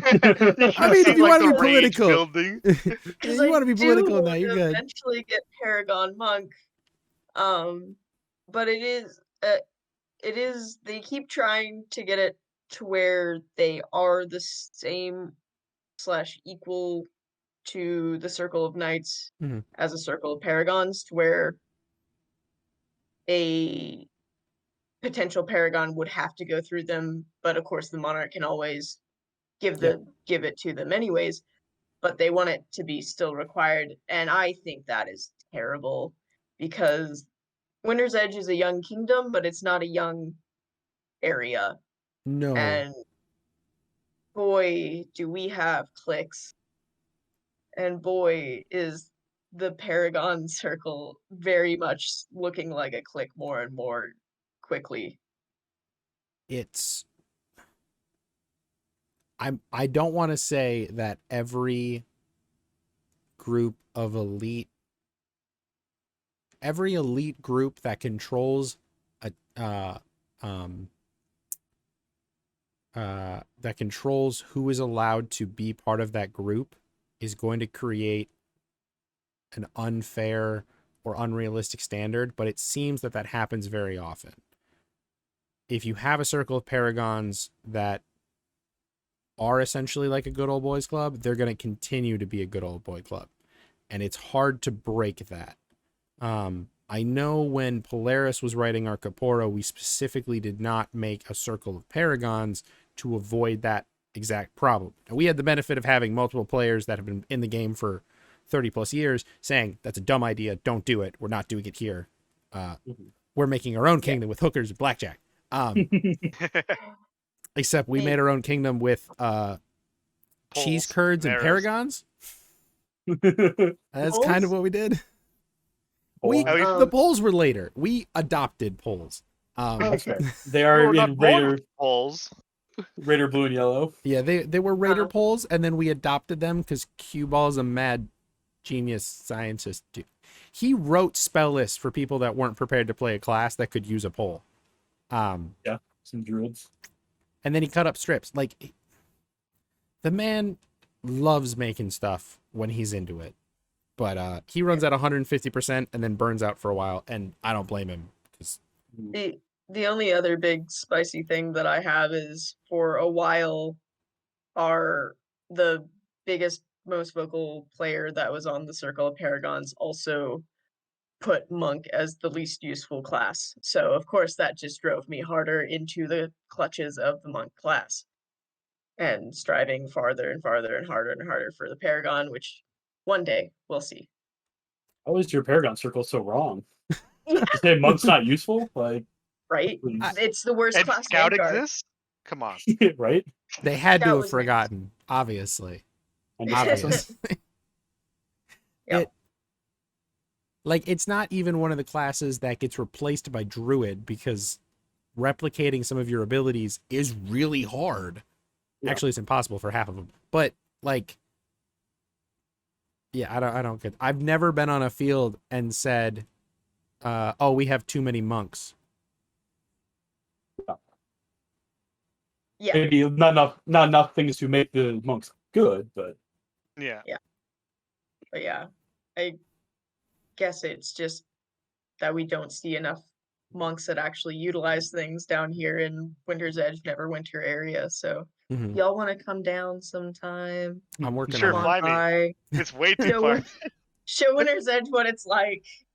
Maybe that's what I'll just have to do. I'll just take everything that I've also learned here because this has been fantastic for me as well, and I'll just really have to show off now. You've revealed my secret plan. I'm running these paragons so I can learn how to be a paragon in every class. Man, that's like if you actually try and paragon Reeve.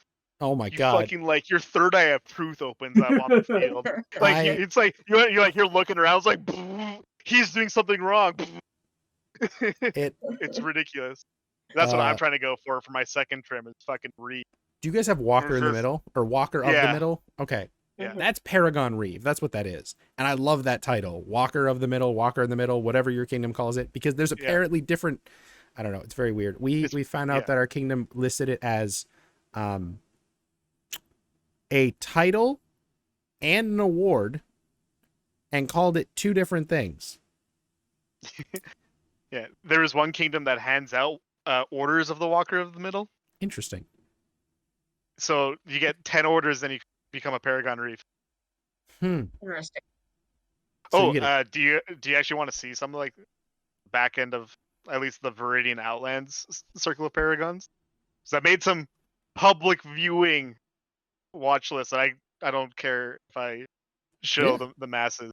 Making people more aware of how to become a Paragon is like half of this podcast.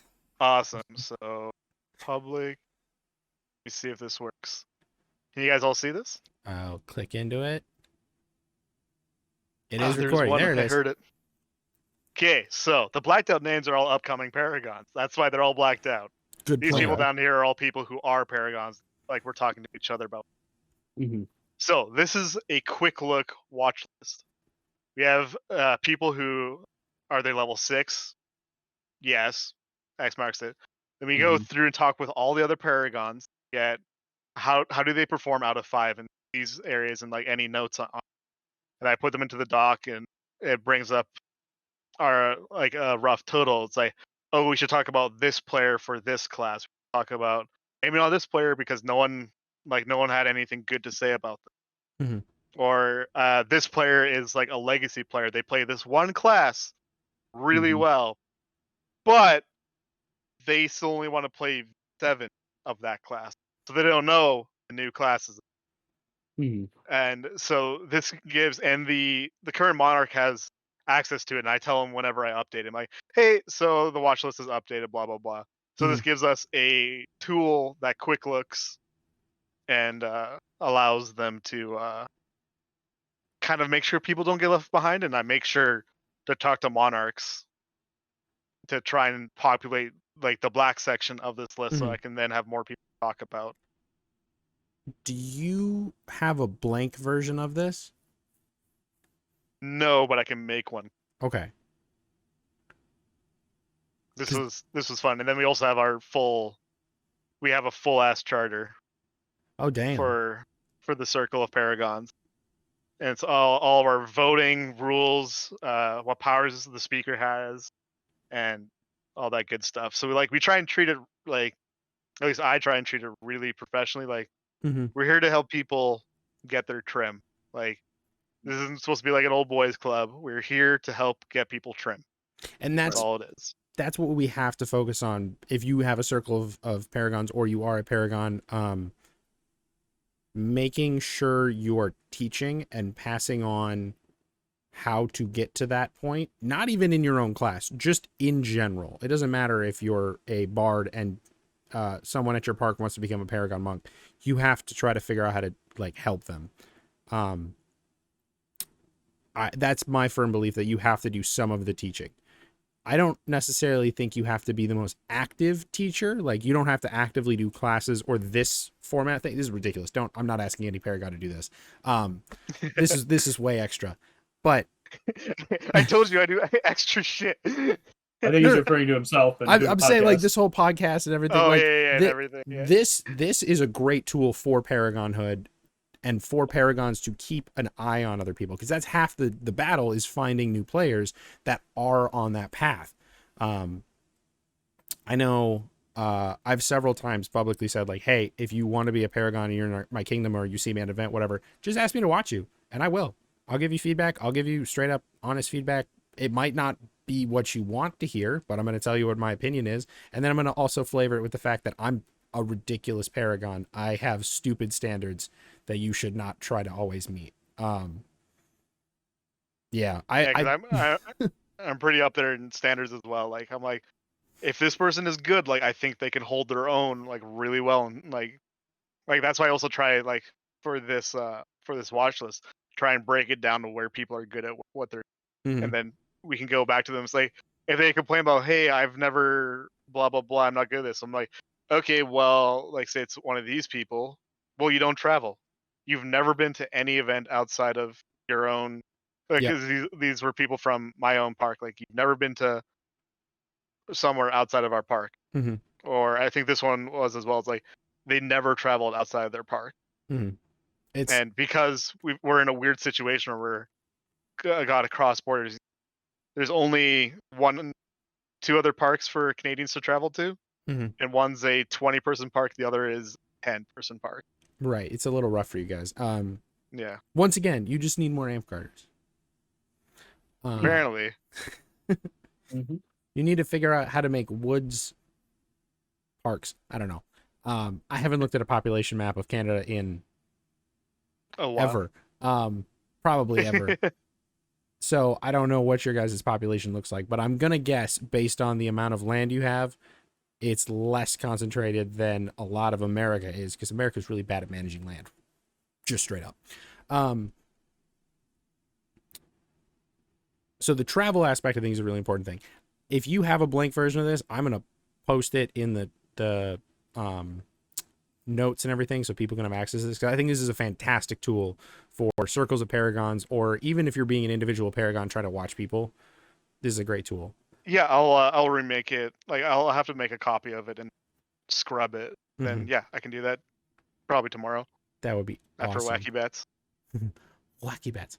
Do we have any other comments, concerns, spicy takes on Paragon Hood or the battle game night? Because that's a discussion. Battle Game Night will be interesting. I think how they were trying to attach it to Paragon Hood, I liked it, but also didn't, because then you're gonna have people going for Paragon Hood just because they want to get the belt, not because they like the class. Yep. So it's just like, I don't want to devalue. It's like, these people love this class, they're good at this class, you should talk to them. But it'll be interesting to see. I've talked with a couple senators and they don't think it's going to pass this year. Partially because we need 19 parks to say yes, or 19 kingdoms to say yes out of 22. If 3 parks say no, it's dead in the water and we have to wait till next year. So super fun. Yeah. Then I know this is more like any circle of Paragon at the same time. If you don't actively like try and contribute stuff, or like even vote or add opinions or anything, why are you on a circle of Paragons? Like, you should be there, as I said before, to get people their trim, help people out. Don't be a dingus. Don't be a gatekeeper. I mean, you can have standards. There's a very specific difference between being a gatekeeper and having standards. Don't make those standards ridiculous. I think my kingdom currently, and Shaft, you can attest to this, I think our standard for Paragons is currently hard in the direction of battle games and completely ignores role play almost entirely. Oh, ours is pretty much as well. Like, I had to have people tell me about their role play, and I'm like, okay, sure. Like there's we got a little bit of leeway given to like looking the part, but it's not.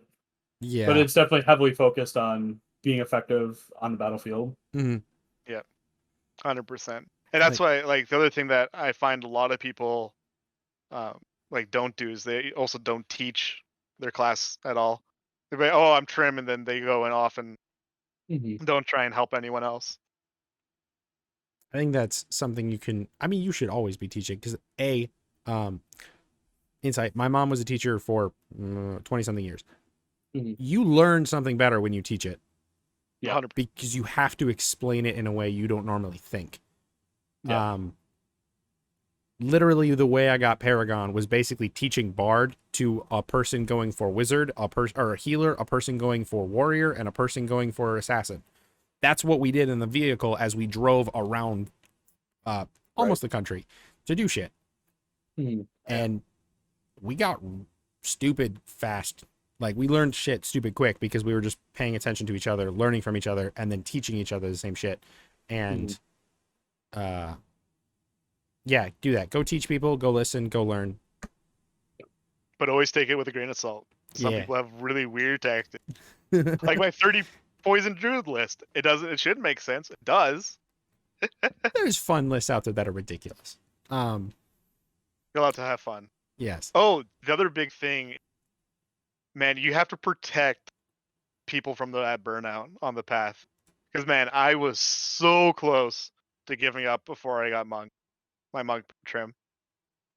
Burnout is so fucking.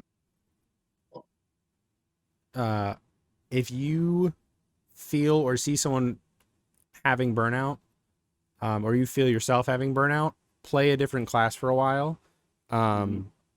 I think In Viridian Outlands, you guys call it your push or something like that when you actually are really going for your Paragon hood. It's your final push or whatever, something like that. Yeah, I think you heard that from like Arduin or Storm. Yeah, I think it was Storm. If you feel it, just change steps for a little bit, and it should help. All right, we are at 3 hours. We're at 3.5 hours. All right. I think we could wrap this up because I believe it is like 11:30 in Quan's neck of the woods. So yeah, I have to be up in like 6 hours. Oh, I'm so sorry. Oh boy. Thank you all for coming. Thank you all guests for being here and participating with this. This might have broken a record for the longest episode. I'm not sure. I'll have to look. That's what happens when you get monk punked. The punk monks. Thank you guys. Any last comments before we close? Check out Whack and Wap. Yeah, do that. Go look at Whack, or go listen and watch Whack and Wap. They are. I don't even know what that is. They are podcasts. How about Quan run an advertisement for it? Because you're one of the hosts. Sometimes, when I'm in town, I get to host. So WAC stands for Warlords and Kingdoms. It's a LARP podcast. We've got almost 50 episodes between us or them and us, which are a subsect. WAP which is Women Amtgard People. I'm a co-host of that one, and we specifically focus on non-male fighters and non-male leaders in the game. We've got a couple of episodes shuffled in with WAC, and you should definitely come check us out on your favorite podcast and Facebook, and yeah. They now have video, and it's entertaining. Yeah, we did. We started videoing too. Y'all just had on Lady Lightning, and that was just I know that you like interviewed her like a month and a half ago or something.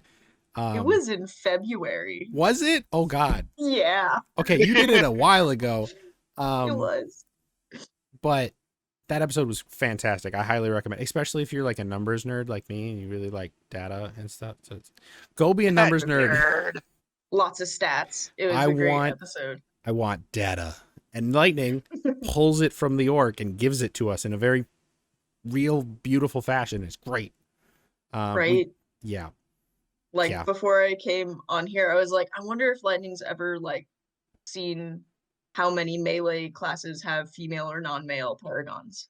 Oh my God, we need to do that. Oh, right? Dear God. Oh God, now I'm gonna load up the Facebook. I'm looking up my circle right now, actually. We need the data. See this really quickly. Especially compared to casters, how many are male, non-male, or just paragons in general? Like VO actually does not have a lot of melee. I feel like melee paragons are also kind of harder to get from what I've noticed. They rely I find on more stick people skill rely more on often. stick. Yes. And some people will be like, oh, if you're not like you can't fight like almost a warlord, why are you bothering? If you don't have 8 orders of the warrior, you can't be a good melee paragon. The only one I think that is true with is Barbarian, because Barbarian relies so much on melee skill that if you don't have melee skill... Same with Warrior. I find Warrior's really bad for it. I mean, if you have you the can just crutch, be good at taking hits as a warrior. Like if you're good at like rolling it, so they're like, that was an arm, I'm going to rotate this way, I'll take it on the hip instead. Yep. That's 2 points on, or 1 point on 2 different locations. Yeah. Yeah. I know I've seen a lot more Paragon Warriors with less stick skill. I've seen very few Paragon Barbarians that aren't either extremely talented tactically or extremely talented stick-wise. Because that class kind of falls apart if you're not actually killing. Like, half your abilities go away. That's my last spicy take.